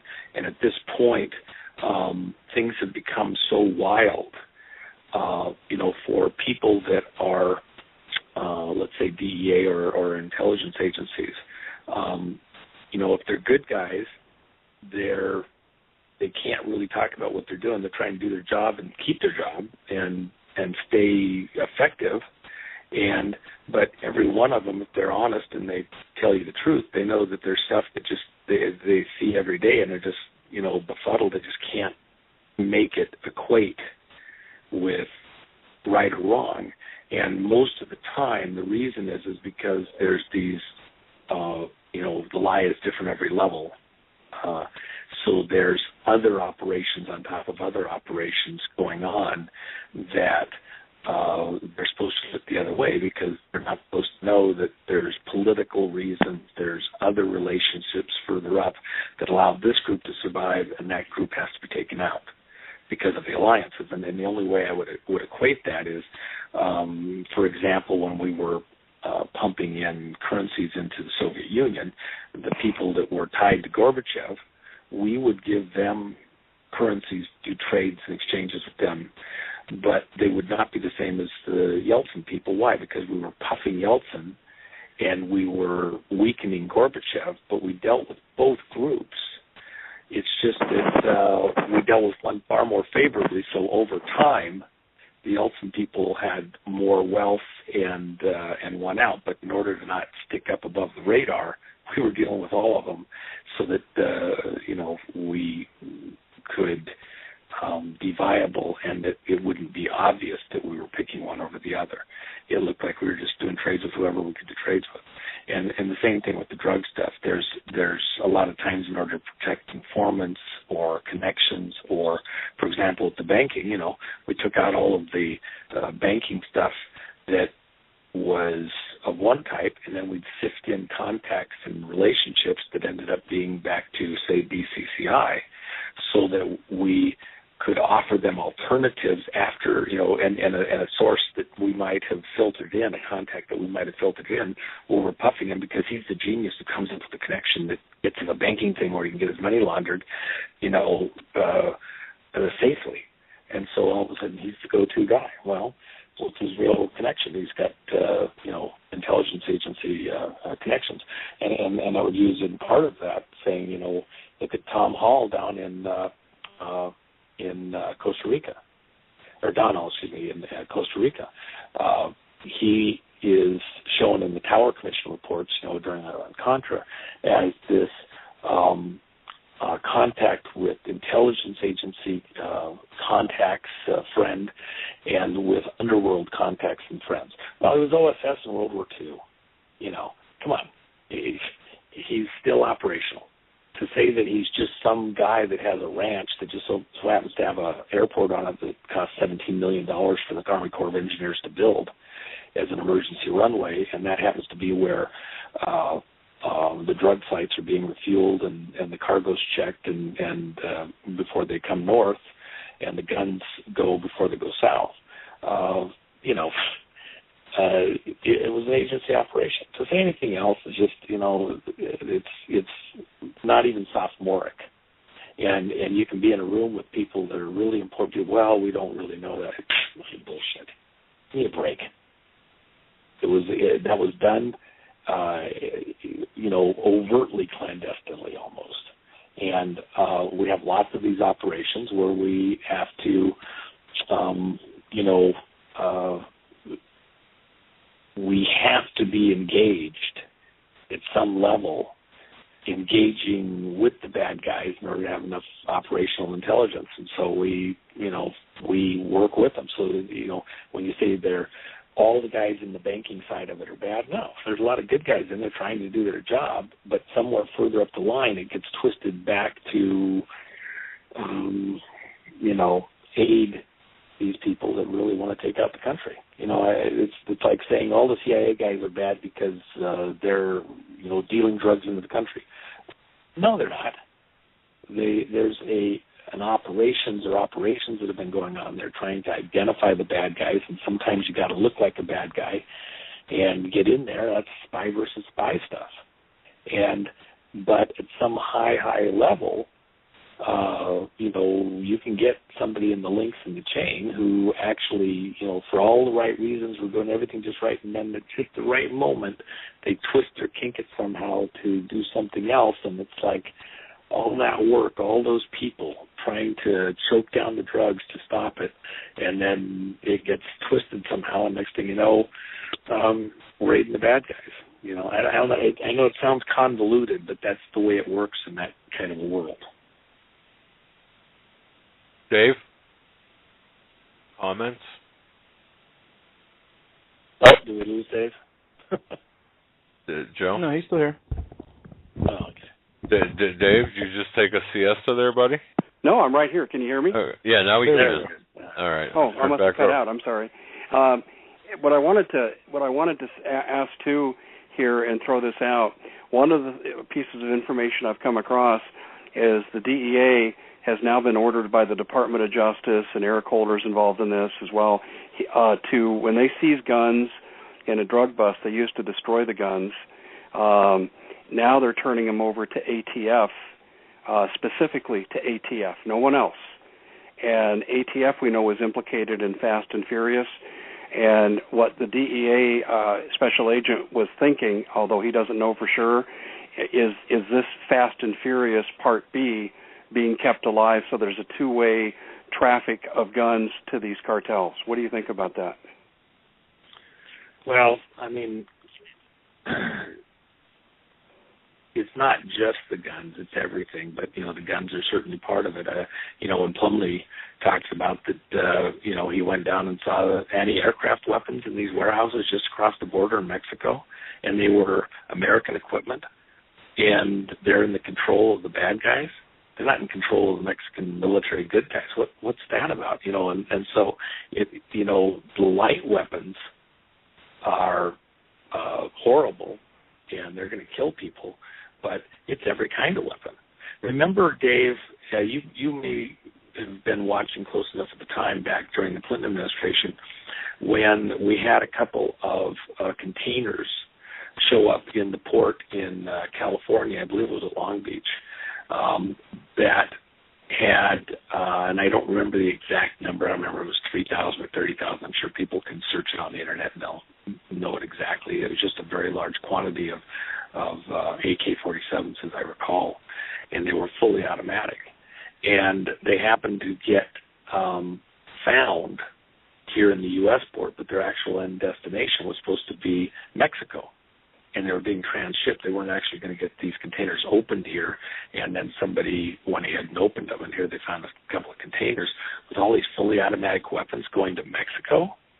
And it was totally illegal, and it was they were out of China.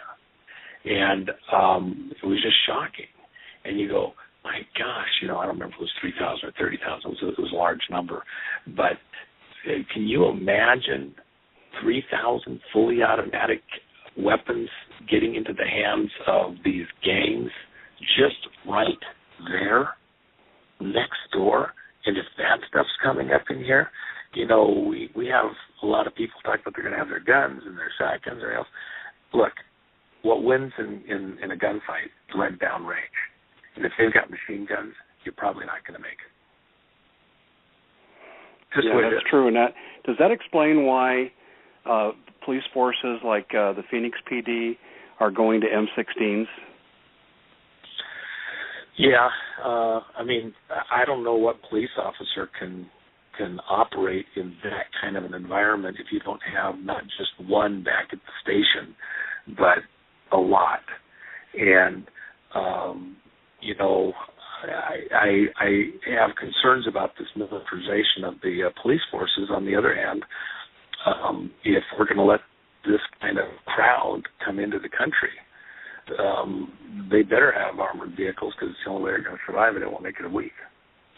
So, it's a sticky wicket. It's a problem any way you cut it. At the end of the day, this border should be being controlled, and if it's not, we're probably toast. Well, just with the pandemics thing, here's what I've learned, and Dr. Orient knows the same thing, that when they were first bringing in these immigrants, they might have 100 in a particular facility, and if someone was shaking and had a fever, they would just put them on the other side, move everybody else over to the other side of the building, and put yellow tape down the middle and call it a quarantine. Well, remember the Godfather movie? And the Godfather comes over, and they look at him for a second or two, decide he looks a little bit questionable. They put him in an isolated room for a month. He doesn't get to come out until they've had plenty of time to see if he's going to actually manifest any particular thing. That's the way it was done when it was done correctly. And we're not even in the same world today. And so the risk to us societally, one of the things is, we're in the summertime right now, but in a few weeks, these caseworkers are going to be required by the way that our state laws and federal laws are set up to place these kids into an educational setting. Yeah, exactly. And that situation means that those kids are going to be placed in direct contact with all of the rest of the citizens' kids. Now, having raised a few kids myself, I can tell you, anything the kids get, when I don't have kids in the house, I don't get sick. When I get kids in the house, I'm sick every other week. Why? Because if it's out there, they bring it home. So you might not have seen what's about to come. Get to October and tell me what it's like. Get to November and tell me what it's like. I've raised that same point with regard, because federal law says you cannot discriminate against someone because of citizenship, so they're all entitled to an education. The school districts can't keep them out of the schools even if they wanted to. No. And they're gonna be walking them in there and requiring them to be in those settings. And then the parents, if you're going to try and homeschool or take your kids out or whatever, where are you going to move them? They're going to require, you're going to have a fight to the moon. And at some level, the only thing I'll also add here, and it's a little bit of an aside, but it goes to what's really happening in the country. It's the feds, the federal government, forcing certain things onto the people, the citizens, that are contrary to their interests. And at some point, the breaking point is when leaders in some of these states say no and hell no. And the citizens force that kind of response by those leaders or communities. Even if the governors won't do it, the communities will. I think it's going to reach that level. And it's going to be a question of if they're able to force their will on us adequately to get what they want done. And I think they're going to get pretty heavy-handed to try and keep that going. And, of course, the dollar thing is when the Fed breaks down, and then you go into some kind of regionalization and fracture the country, shatter the country, because that's what holds the country together right now. If it wasn't for the federal money, then all you have left to entice, it's the carrot and the stick. So right now they have money they can throw at you. If they haven't got that money, if the dollar goes through some kind of chaotic, disintegration or is greatly weakened, the ability to print it endlessly, then the only thing they have left is the power of the gun and the fist.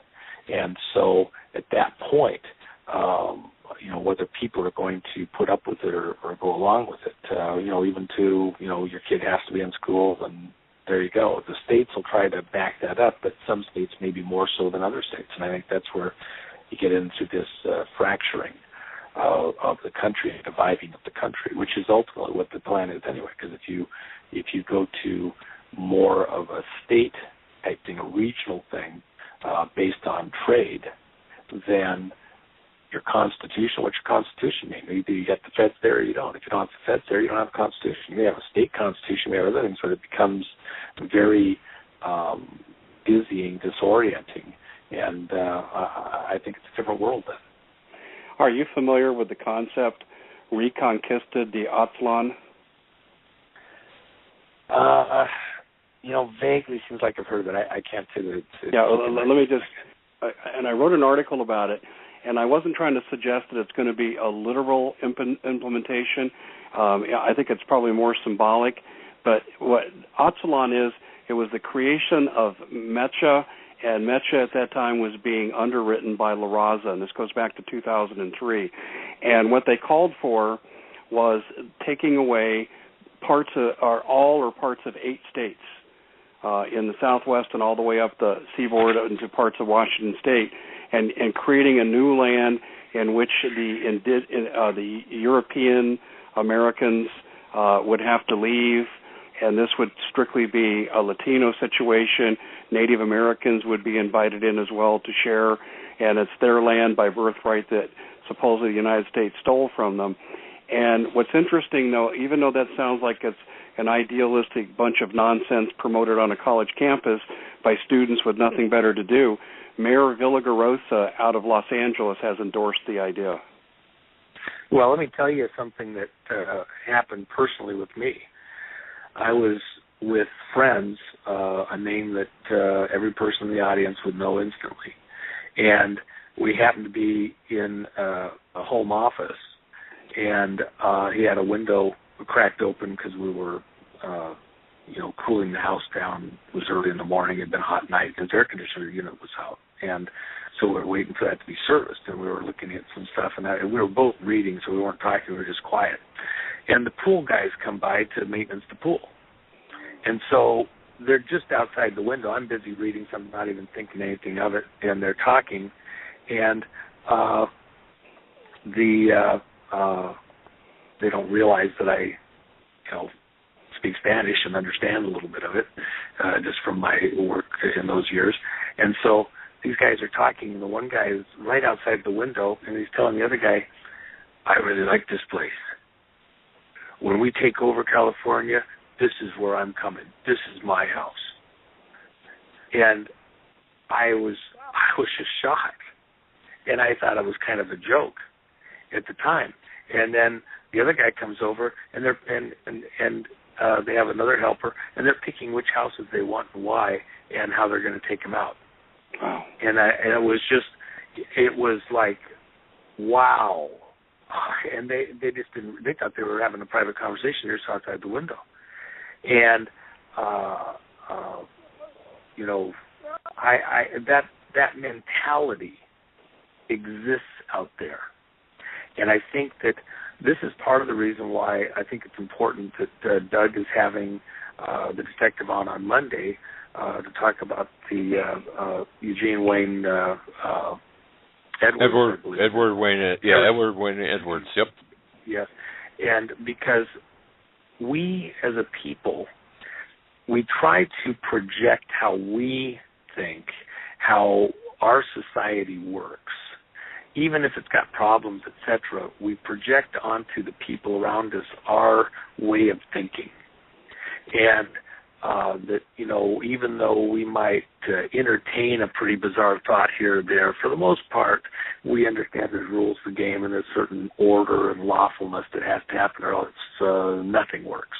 And so we think of our life and our society within the context. If somebody does something bad, I'm calling the cops. If something goes wrong, a judge will fix it. If we need to change the way things are going on, we can change who we vote in office, etc. But there's certain people out there who look at us like sheep to be sheared, the flim-flam man and things like that, these banking people, for example.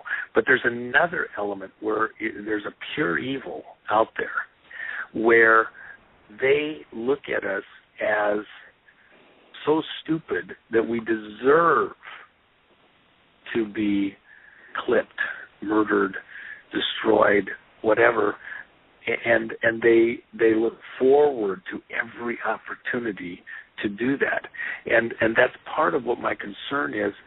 A lot of these gangs, a lot of these groups look at their degraded condition, their needs, their wants, and they see us as having stuff not because we worked for and earned it, but because we stole it. And they've been told over and over and over and over and over all their life that the only reason we have anything is because we took it from them, we deprived them of it, we conned them.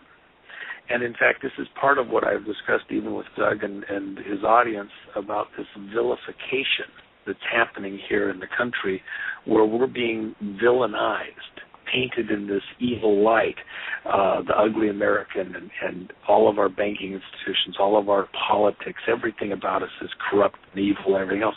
And it's creating a mindset from all these different groups, be it the jihadists, be it our Russian opponents, our Chinese opponents, these South American gangs, etc. They're all being taught that we somehow deserve to be destroyed, that we have brought this upon ourselves because we have caused their pain by our actions and how we've conducted ourselves. And so they'll feel very righteous indignation, justification to come do whatever it is that they want to do. It's a different kind of vengeance. Think of how we were pumped up that because of 9/11, we're going to go get Saddam, we're going to go get those people in Afghanistan, waving the flag, righteous indignation, we're coming to get you. And the whole country gets rah, rah, rah, okay? Well, these people are getting the same kind of cheerleading, and it's under the radar for most Americans. They do not understand, and they haven't dialed in the magnitude of the evil behind it, because they haven't personally ever looked evil in the eye. They don't have the fear in them yet, and it won't be until they're facing it eyeball to eyeball that they suddenly get it, but it might be too late. And right now is the moment to dial it up and understand we are in a fight for our lives against pure evil. And these people, while they individually, some of them are, just that pure evil, collectively, a lot of them don't even understand how they're being driven, just like we as a country. We were being rah-rah-rah'd up, and we, chimed in because all our neighbors were chiming in because it was what you did. But all of a sudden, now, Doug, do you agree with that today? No, you've changed your mind. You've understood that maybe it wasn't what you thought it was at the time. And a lot of these people would be in the same boat if we had time to explain stuff and educate them. But it's like a dog with rabies. If you go out into the street and there's a dog with rabies and it's foaming at the mouth and it's, Cujo and it's all killer dog, and you go, nice puppy, oh, you're sick, oh, I'm going to help you. That dog could kill you. One bite, it could infect you. It could kill your children. It could kill your family. It could make them seriously ill. It's not that the dog was evil by itself, but something horrible happened, and it now is dangerous. This is what we're really dealing with a lot of what's coming our direction, because we are dealing with people that have mentally been dialed up. They're infected in a certain way mentally, and we're going to have to face that. And I've heard that told to me. I've heard that told to me by the Border Patrol agents who encounter these MS-13. He said they're told to process them as anybody else, but he said we'll ask them about their background and what they did, and they admit to torture and murder like it's just going to get a pack of gum at the convenience store. Yeah, because that's part of the problem. You have people, when you have somebody that's been, I had a friend who was in a South American country, and another name that, a lot of your audience would know. And some gang members thought that they probably had gold in their house because he was, in part, owned operations of gold mine, a very large operation. So they came in, there was like 20 of them, took control of his household where they had about a half a dozen people. And they're searching the place for all the gold, and they're going to rape the women, they're going to, do all sorts of horrible things to the guys so they get the gold. The guy's like, we don't have gold here in the house. We own stocks and shares in the mines. But those people, they had no clue. They didn't even think that way. They just know that these are gold people. And you couldn't talk to them. It wasn't until they promised them that they would go to the bank and get a bunch of money out while they held the rest of the family hostage that they were able to, get a situation where they got out of it. And it fortunately worked out.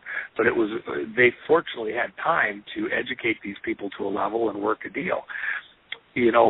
When people are desperate and they think a certain way, you think you're going to have a logical conversation. A lot of these people, they're not stupid, but they're not smart either. They're a different kind of smart. And you're trying to have a conversation, an IQ 130 conversation with a person that because they're sniffing paint and they're chewing on coca leaves, during their developmental years, they're, at a 95 IQ. And they just don't have the mental tools. If you're going to try and have a logical conversation with them, and again, I'm not saying, I feel as a Christian, as a human being, horrible for these people, but they are being used as a tool by others who have a whole different plan, and they just happen to be using these people as their agents of opportunity to accomplish other things that they want to do. These poor people, they don't even realize how they're being used.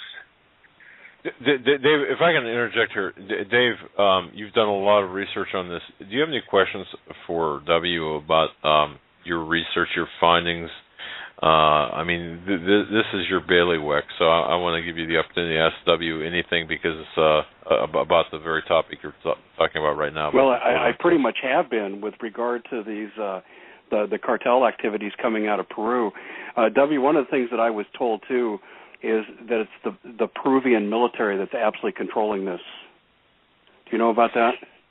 Yeah, that again, my history there is quite a bit further back, but it's kind of classic that in all of these locations that just like with Mexico, you have a good side of the military and a bad side of the military. It doesn't matter if you can go into Italy with the police and the military there.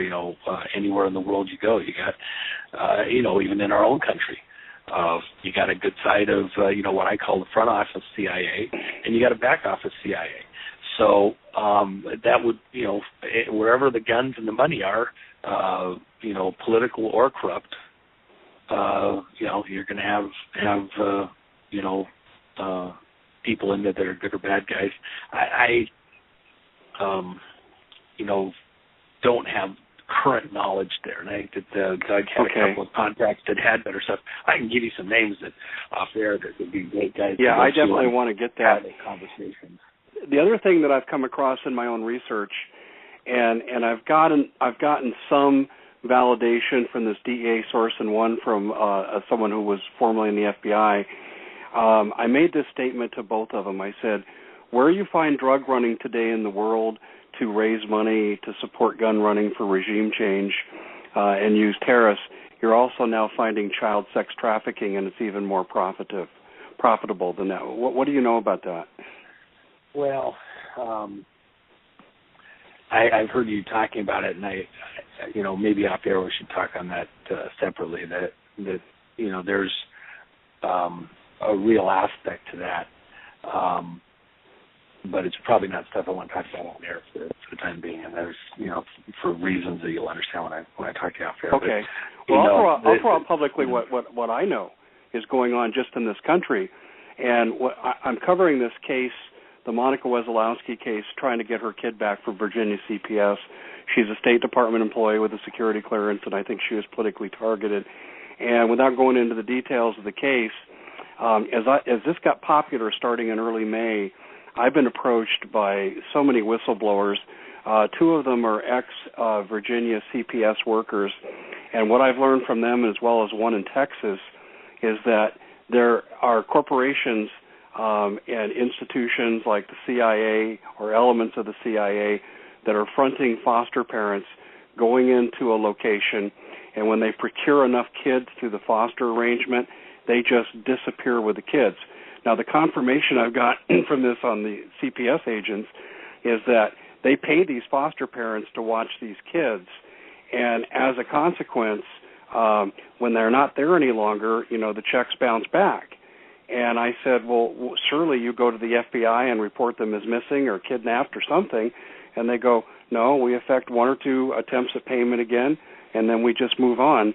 And what I've been told also is that one person said they had knowledge, and I know Nancy Schaefer talked about this before she died, is that these people just pick up, move to a different state, and they're paid to get more kids, and these kids are just disappeared into sex trafficking operations. Yeah, I will say this, a lot of what's coming on us as a country, I feel personally, is because we have allowed this to go on under our noses, and with our money, cash, payola, our tax money, with the evil, the corruption that's been occurring with the kids in our society through the Child Protective Services, etc. And, you have to remember that to the 90th percentile, maybe higher, the people in there are great people trying to do very, very difficult work and to help kids. They get into it because they want to make a difference. They want to help. But there's a certain element that, just like the guy that we'll be talking about on Monday, he looks at this as easy pickings. And they're not just one guy. They work in clusters. And so they will protect each other getting into positions of authority inside these agencies, and then they'll work their own little cell, like a captured operation, to funnel kids through their groups and people to do what they want to do. And some of what we'll talk about privately, I think will explain some of that. But the reality is, you mentioned Vancouver, BC. All you got to do is go down a little bit there to Washington State, and the whole nation knows about a lot of what was going on there in Washington State during the mid-'90s, and it was unbelievably horrendous. And especially out of those counties there around Seattle, north and south of Seattle, with the trafficking of kids. There was one house there, the Peggy Jeffries house, where they had literally hundreds and hundreds of kids going through the house a year.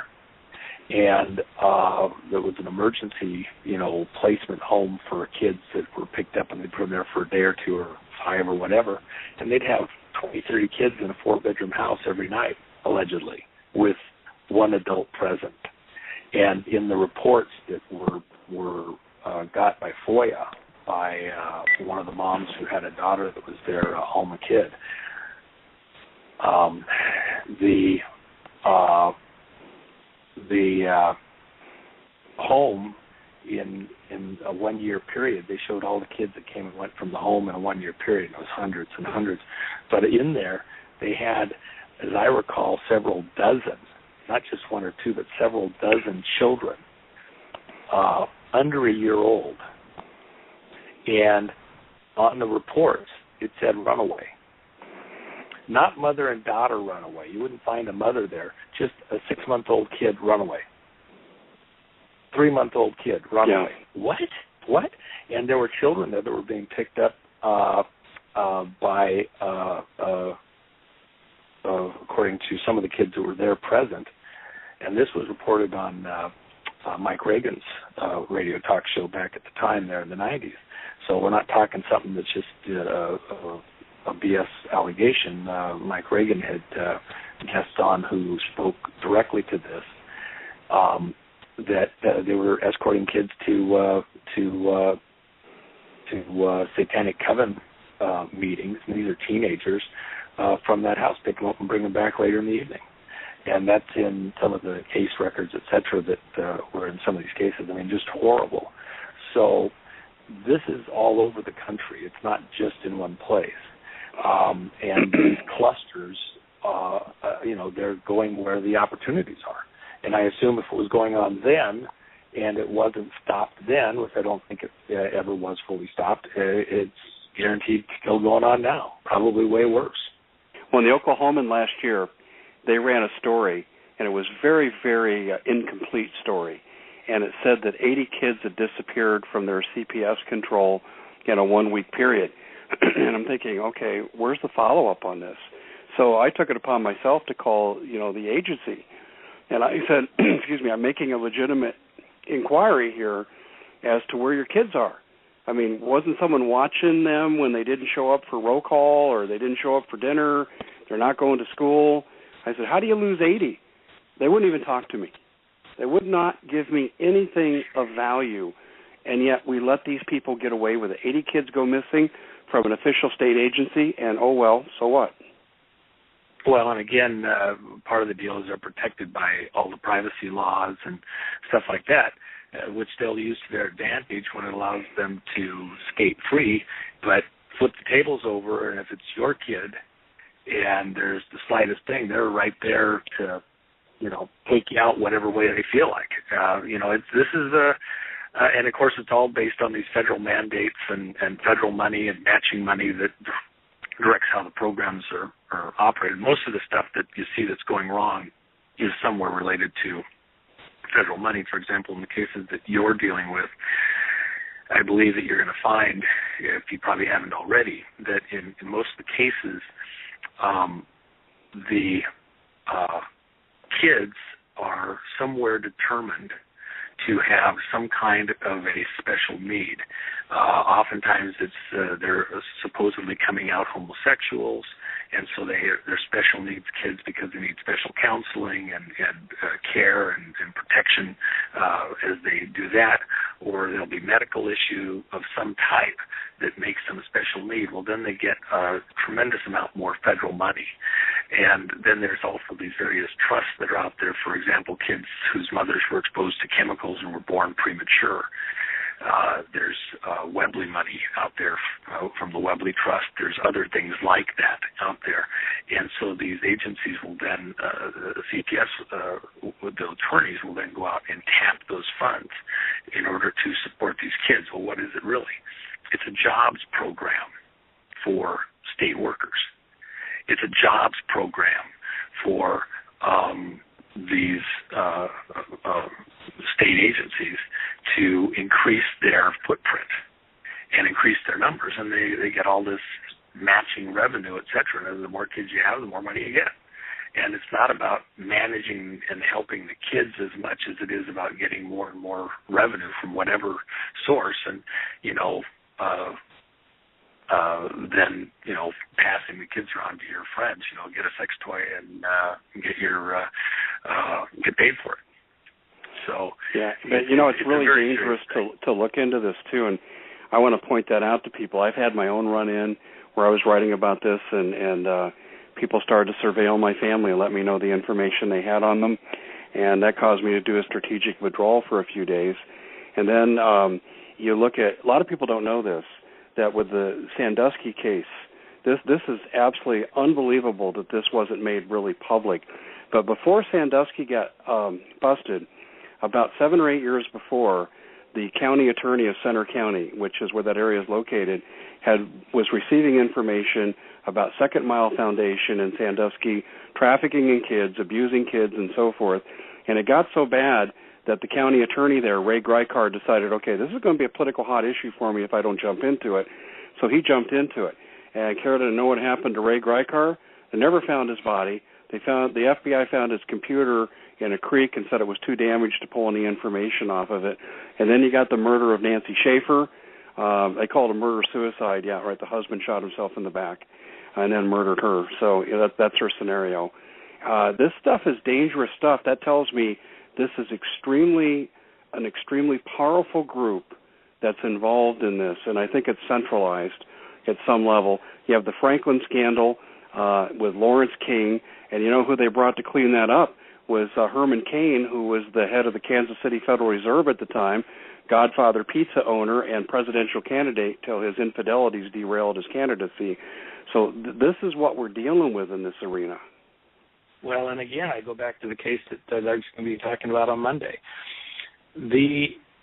In this particular case, the gentleman was a Satanist and working with other Satanists, and they would have their meetings, and of course, including with other people, hiding in plain sight. This goes back to the Tom Cruise movie with the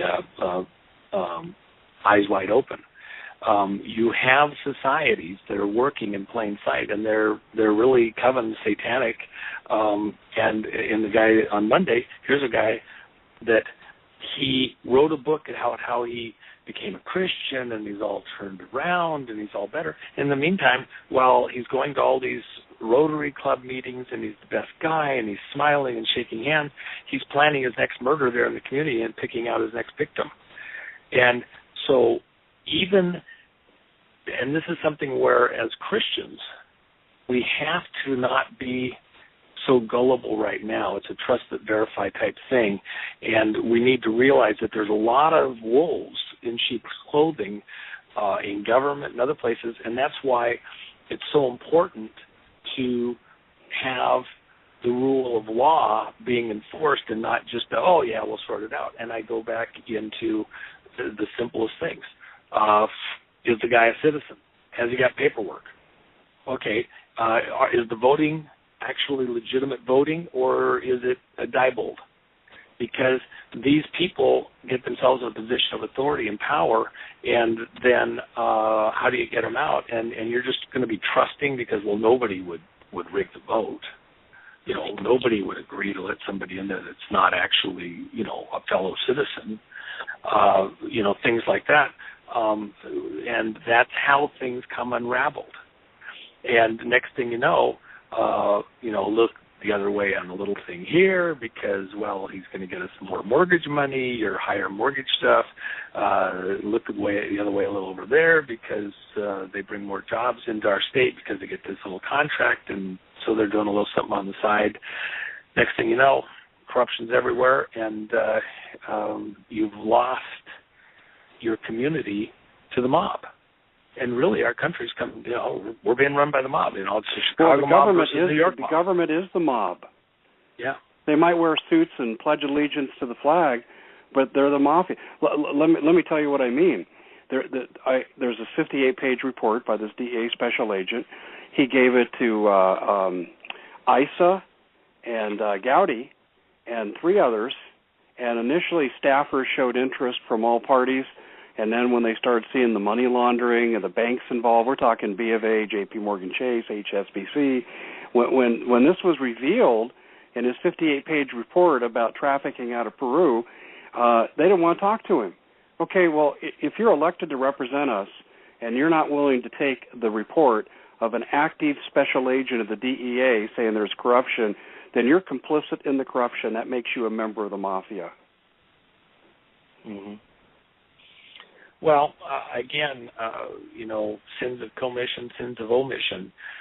The reason that we're in trouble at so many levels is that we have allowed so much to get by us as citizens because, in part, we are so busy just trying to pay the bills and keep the mortgage paid and do the work, and so both the husband and the wife are working. And when I was growing up, you were growing up, there was moms home in every house on the street when you came home from school, and if your mom wasn't home, one of the other moms was home and knew exactly what was going on with all the kids in the neighborhood.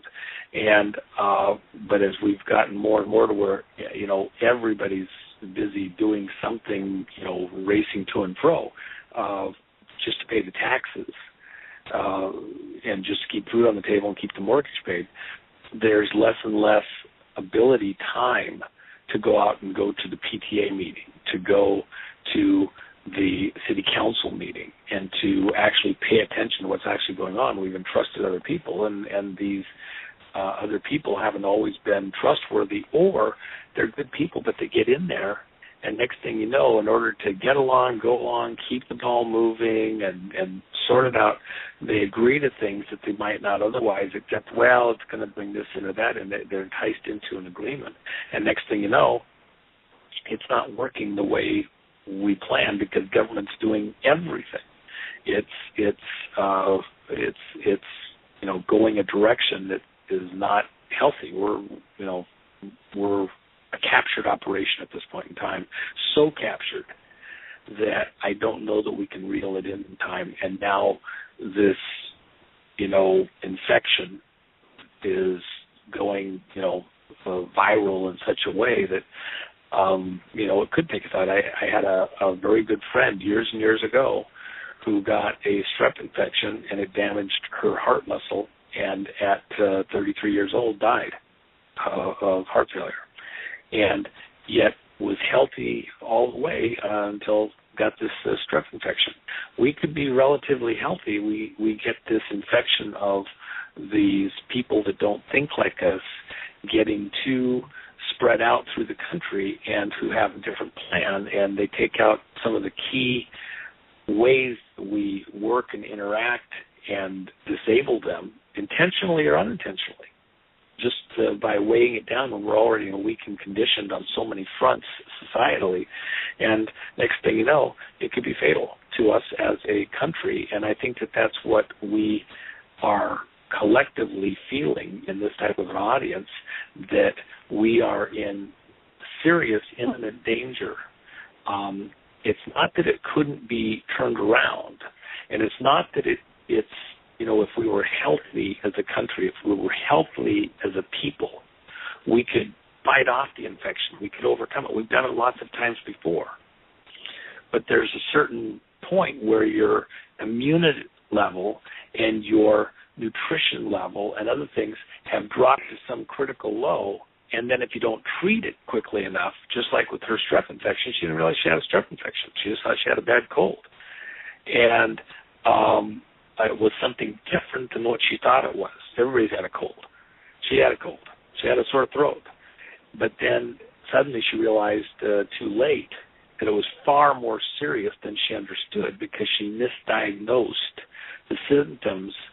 And once they found out, the damage was so extreme, and then she was not quite strong enough in the rest of her corporal body to sustain and to make it through that. And that's where I'm saying right now, we as a country are in an exceptionally weakened state.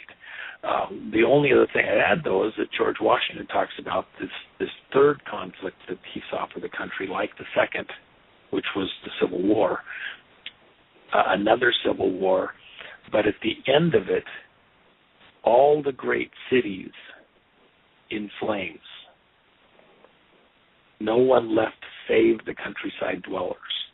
And I think that that's what, your FEMA friend and others are talking about, that, when society comes unraveled, the hardest place to be is in the cities, and that's the story of the Mayans. I was down in the Mayan ruins years ago, and we went to a pyramid that had only been discovered by satellite. We were some of the very first people there within weeks of finding it in these satellite images, still out under the undergrowth. And some of the local Mayans who had learned to speak English in order to talk with us tourists, they learned it only in a matter of months. It was amazing. So they were not read into so much that we are in the Western culture. So I had what I thought, uncorrupted conversations. And one of the things, why did the Mayans disappear? They said, well, they didn't disappear. We are the Mayans. But there was a time in their history when there was a great famine, a great drought that caused a famine in the cities. And so the people just agreed to move and spread out into the jungle, away from the cities, because they just couldn't all live in one place. And that's how they survived. They just spread out, and they abandoned their cities. And at some level, unfortunately, if we are unable to sustain living in this highly collective environment, which requires that we be able to work together, that there be utilities, that there be sewer systems, that there be traffic lights, that there be trucks that can bring the food in and pick up the waste out of the city. Think of New York back when the power went out in the 60s, and or a garbage strike or something like that. If that collective infrastructure fails for whatever reason, an EMP, a virus where you don't trust to go out and interact with people, the trucks don't run from a grocery store, threats from gang members, or all of the above, terrorist acts, all of a sudden, we as a people cannot function in this highly collected, centralized structure that we have here in our country. What makes America, this business-type arrangement, ceases to happen, and the only way to survive is to spread out. Gentlemen, let me just jump in here, because I've got about a half a dozen emails just in the last 15 minutes, and probably 40 more before that throughout the day. This is a question for both of you, if you don't mind answering this. Dave Hodges first. This from Helen, as well as I said, probably 4 dozen others, but this from Helen, first to Dave Hodges, then to W. Jim Garrow came out on Facebook today and said there would be some sort of, based on his information, there would be some sort of terrorist attack at a mall, planned explosive devices targeting shopping malls that will happen simultaneously across America at numerous locations. First, Dave Hodges, your thoughts on that, and then. Well, I think Jim Garrow is entirely in the right arena. I do expect to see these kinds of things happen. They're agitation events leading up to the big false flag. They're not the false flag. And I'll tell you what I have said in the past, and it's a horrible thing to say it, but it's a worse thing not to say it so we don't force our leaders to prepare for it. But if I wanted maximum effect of terrorism, what I would do is I'd back up vans with 50 caliber machine guns at the dismissal time for elementary schools and hit 10 of them in one day. See how much attention you get that way. That'd be more horrific than doing the malls, but I think Jim is probably right. There's probably something in the planning. But one of the things, and I've never been an intelligence operative, but I'll speak about the ones I know and what they tell me. They say there's a multitude of operations planned when they want to carry out some kind of objective. They might have 5 plans and 2 contingency plans off of each plan, and so they become crimes of opportunity. So if something may not work on Monday because of the way the wind's blowing, but Tuesday it would have worked pretty well. And so it just depends on your circumstances on which one of these you roll out. Yeah, it's the only thing that I would have said is just, it's whatever opportunity presents itself. The problem is we've made ourselves vulnerable on so many fronts that,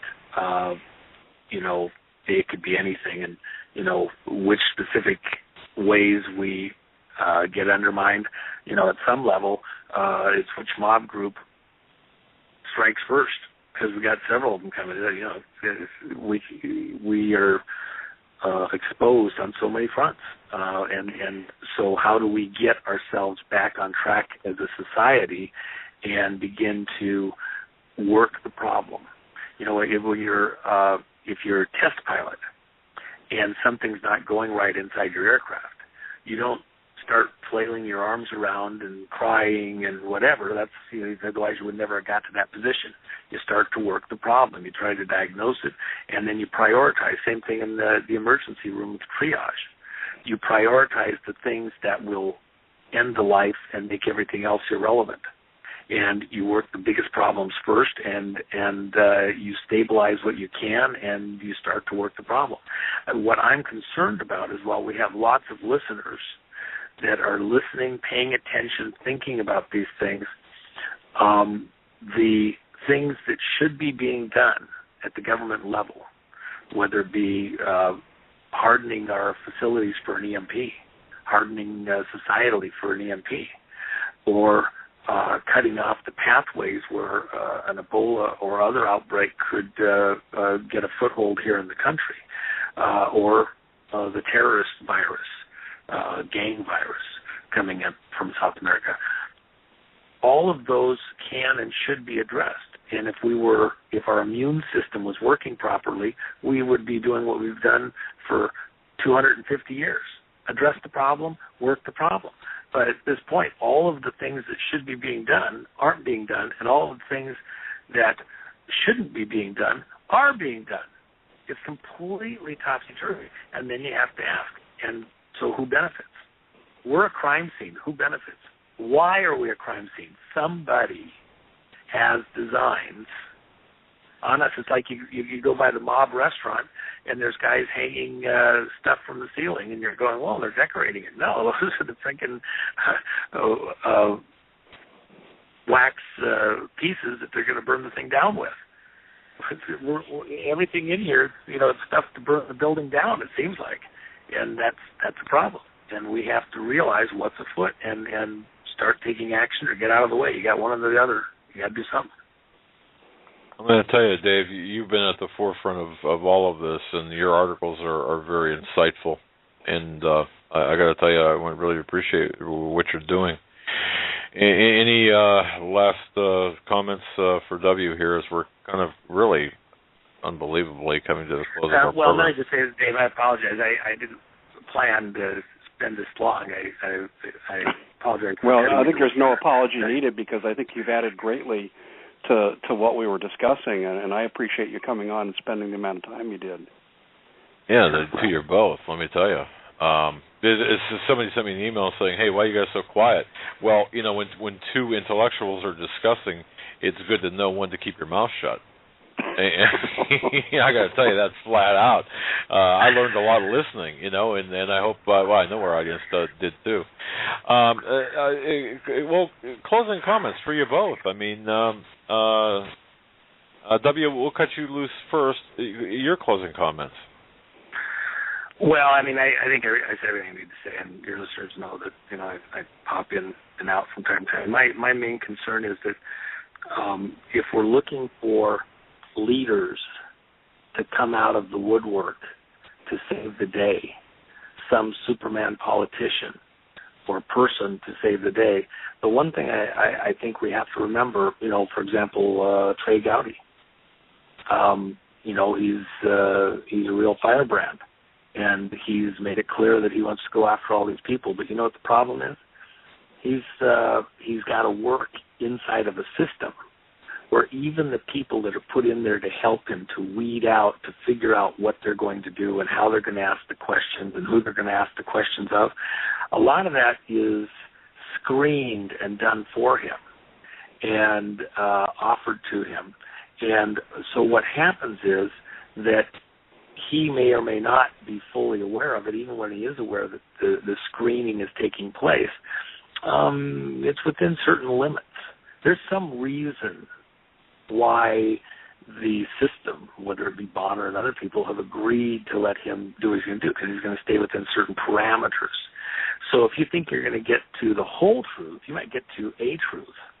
The question is, how far into that truth are we going to get? So we talk about, Benghazi. Well, if you don't get to Syria, you didn't get to Benghazi. If you don't get to what was really at the heart of everything that was going on in that region, and the fact that somebody wanted us in a major conflict out of Syria, then you didn't get to the core of Benghazi. You might have got a security issue. You might have got somebody that dropped their guard. You might have got a little money that should have been spent here, and some money that didn't get spent there. You don't get to Syria, you didn't get anything. That's the way it is. The fix is it. And he can be absolutely righteous in what he's trying to do, but he's in the system. You know, this Mr. Deeds goes to Washington and sets everything right. Look, you got one honest guy trying hard, and every lobbyist, all the money, all the aides and assistants and the people that are offered to help them, and they all got an angle, and that angle, little bit here, a little bit there. Well, just don't go to this one thing here because that would interrupt what we got going over this other place. Next thing you know, you're not actually getting to the core truth. It's so filtered. It's so dampened down. And all of a sudden, the system continues on just like it's been going all along, further down this slippery slope into the disaster ahead.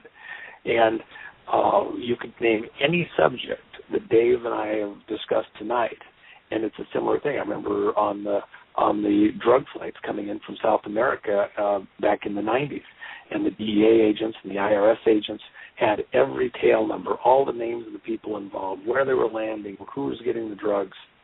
Incredible case that they put together. So the Senate's going to get to the bottom of all of this corruption happening in these southern states, and the stuff coming up out of South America related to Iran-Contra and way before Clinton got in office. And so the Senate sends out the Banking Committee and the Intelligence Oversight Committee. Both require all the hard copy documentation from all the agencies and agents involved so they can do their investigation. They want all the original documents. Well, you know, David, if you're going to go into court, and you know, Doug, you need your original notes, your original evidence with your initials on it in order to testify and have your testimony be accepted. The Senate got all of the original hard copy stuff. These guys were required to box it up and under guard send it off, and it's secured away. Well, where did it all go? It went right next to the Ark of the Covenant in the Indiana Jones warehouse. Did anybody ever go to jail? Did anybody ever, you know, the only guys that got dealt with were you know, offed, like Barry Seal. The crimes got addressed because people got offed, like what you were talking about with these other folks, Dave, and that's the problem, because they allege they're going to go stop the crimes and get the bad people, and they get all the evidence, and then it suddenly stops. It goes into a black hole, and that's our situation right now. It's like, you know, simple question: where's the birth certificate, the real one? And you can't get to that. So if you can't get that, what about the illegal voting? We're about to have another election. You think you're going to trust the outcome of this coming election? Really? Did they stop using Diebold voting machines? Give me a break. You're a captured operation. Amen. You should be fearing for your family's well-being, your nation's well-being, and it's not going to get fixed because one politician comes to the rescue, because there is no one politician that can come to the rescue. If he shows his head, if he pops up, the nail that pops up gets hammered down. That's the problem. And the people coming to the rescue, you'll have 8 or 10 guys that are absolutely good guys, and their credibility will be used by 2 or 3 that are in there to manage the problem and identify anybody that's trying to take it off subject or go someplace else, and then they'll marginalize them and take them out and find a way to do it so that the investigation won't go these other places. And the other guys, their credibility is there at the table, and they're like, well, they must know what they're talking about. And I can tell you right now that it's scary when they don't know even some of the most basic aspects, and they're going to run the country and things that are core things to how our country evolved. A lot of your listeners know more about what's happened to get our country to where we're at right now than people supposedly that are in places in the know. They're in Washington, D.C., that have got the high-paying jobs and been there forever because they know everything in a very protected way within their circle. They only talk a certain way because that's the way they all know and agree to talk. And that's the way it is. And they do the secret handshake, and everybody agrees not to go these other places. So anyway. Amen. All Dave, right, brother. I apologize for being so dominant on time, and I just wanted to add that one little thing that obviously drag out, but thanks for letting me get in there. Well, it's been my honor to be on with you. W, God bless you, my friend. Thank you, sir. All right. Dave, take us out. Close us down. Tell us what's on your mind here. We've got about, seriously, we've got about 10 minutes here. And you know what? I want to thank you for being such an honorable guy, a guy of integrity and character. And thank you for your articles. And folks, if you haven't read them, thecommonsenseshow.com. Having said that, wrap this up, and where are we at here? I mean, well, thank you, Doug. And I think that the first place I would start with is the cornerstone of our existence, and that's get your spiritual house in order. Even at some levels of the NSA, and I've learned from friends of mine from the late A.C. Griffith to Vance Davis, they teach this as a battle between good and evil, and they're speaking on a spiritual sense. And so this means that someone in that house that you live in needs to become the spiritual leader of that house and get everybody on board with what the true truths are in our world. The second thing I would say is some of us will survive what's coming. I mean, I do think there's a cataclysm of sorts coming. Maybe it won't be an EMP. Right now, that would be my vote. But you need to do the normal prepping things, and that doesn't guarantee survival. It's like exercising and eating healthy. You might live long, you might not, but give it a shot.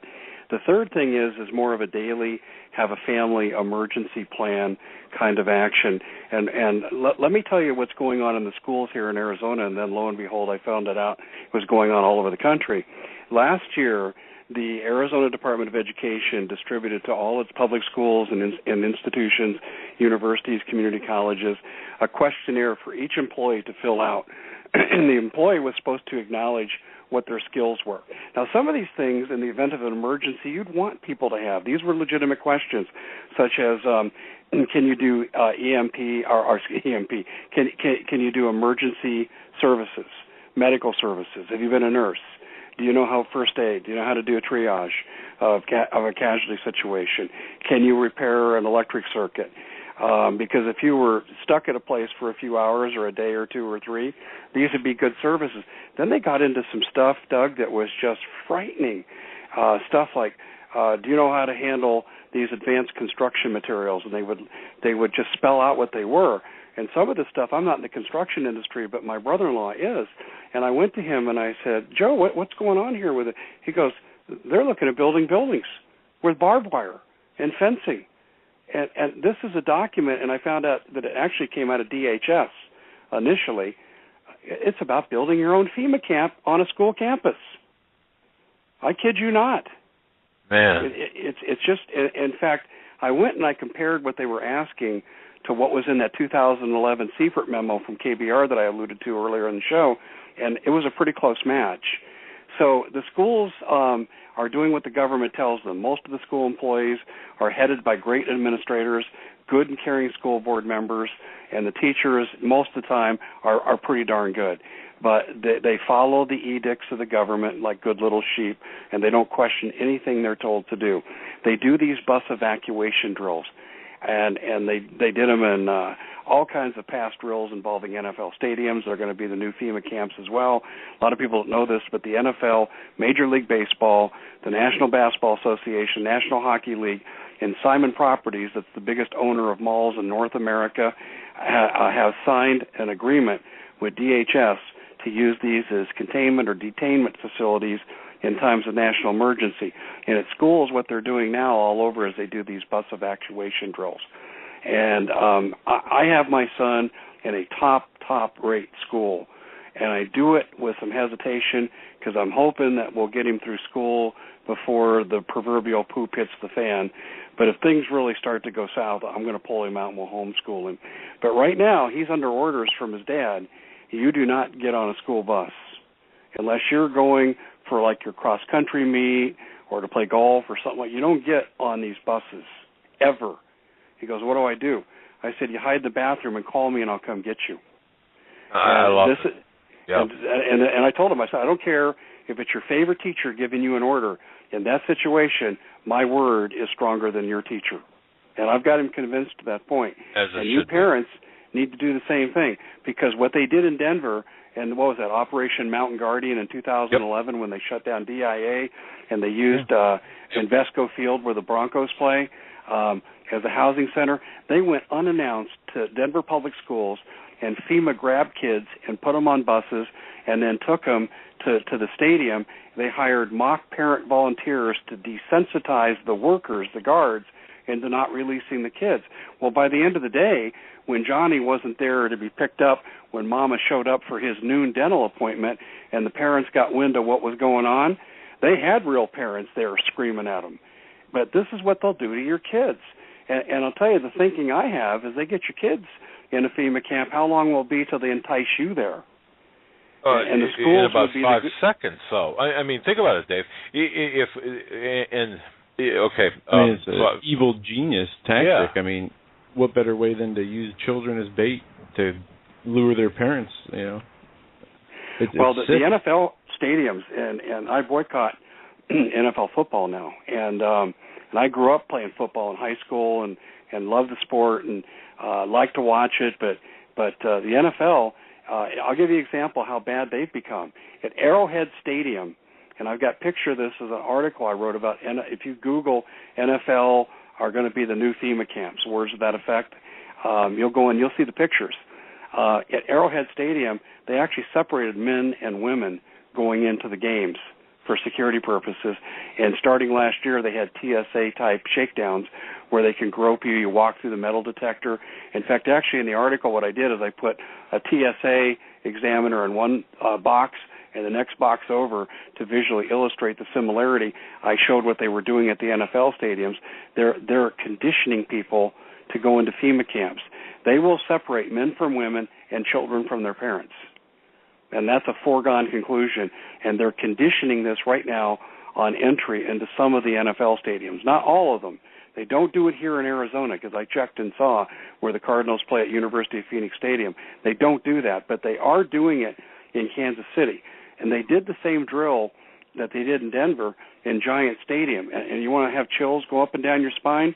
I got a YouTube recording I put in an article, and you can hear the FEMA workers saying, okay, well, we'll just take the kids over to the red zone.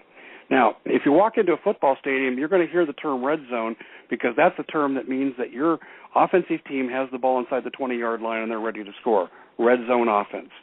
Okay, that's not what they were talking about. Red zone. Take the kids to the red zone. Let's hearken to Steve Quayle. Red list, blue list. If that's not frightening, I don't know what is. Yeah. So parents, my point is, long-winded point, you need to educate your kids that you don't need to give them all the politics and the geopolitics and the things we're talking about here, but you need to let them know there's a time to disrespect authority. And getting on school buses and going to stadiums is a no-no. And I don't think kids should have cell phones, but in this day and age, for safety and to communicate with parents and stuff. Now, the other thing, too, what if the EMP does come? What if it does come to your community and they attack us on a regional basis and you're unlucky enough to be in a regional area? You need to have a predetermined meeting place with your family, somewhere where you can walk or bike to. You need to get the family together. Because you don't, in those first few critical hours, and all the research studies on this, and this is something I go back to as my days as a former undergraduate sociology instructor, is I used to do these scenarios where we'd have the breakdown of society and measure what level would society sink to. And all the studies say the same thing. If you're looking for reunification of families, it happens in the first few hours. Usually it's in the first 30 minutes, or it doesn't happen until the crisis is over. So you need to have a reunification plan if you want to survive as a family unit. And if an EMP attack comes, you're really going to be tested, because if you work 25 miles away from your house, you better have some stuff in your car that's going to sustain you in a way to protect it. Read between the lines. Indeed, read between the lines, and read the lines of Mr. Dave Hodges. The Common Sense Show is his website, The Common Sense Show. Dave, you're heard, every Sunday night? Every Sunday night from 9 p.m. to midnight Central, and I think we're lucky enough to get the best of guests. I mean, I've been fortunate enough to have you on, and I got to twist Joe's arm here. Joe, I'm going to be calling you soon. I want to get you on the show as well. But we have terrific guests, and we talk about a lot of the same things you are here. One is just how to get through this crazy world, survive and love God and love your family and try to enjoy your life, but stay safe at the same time.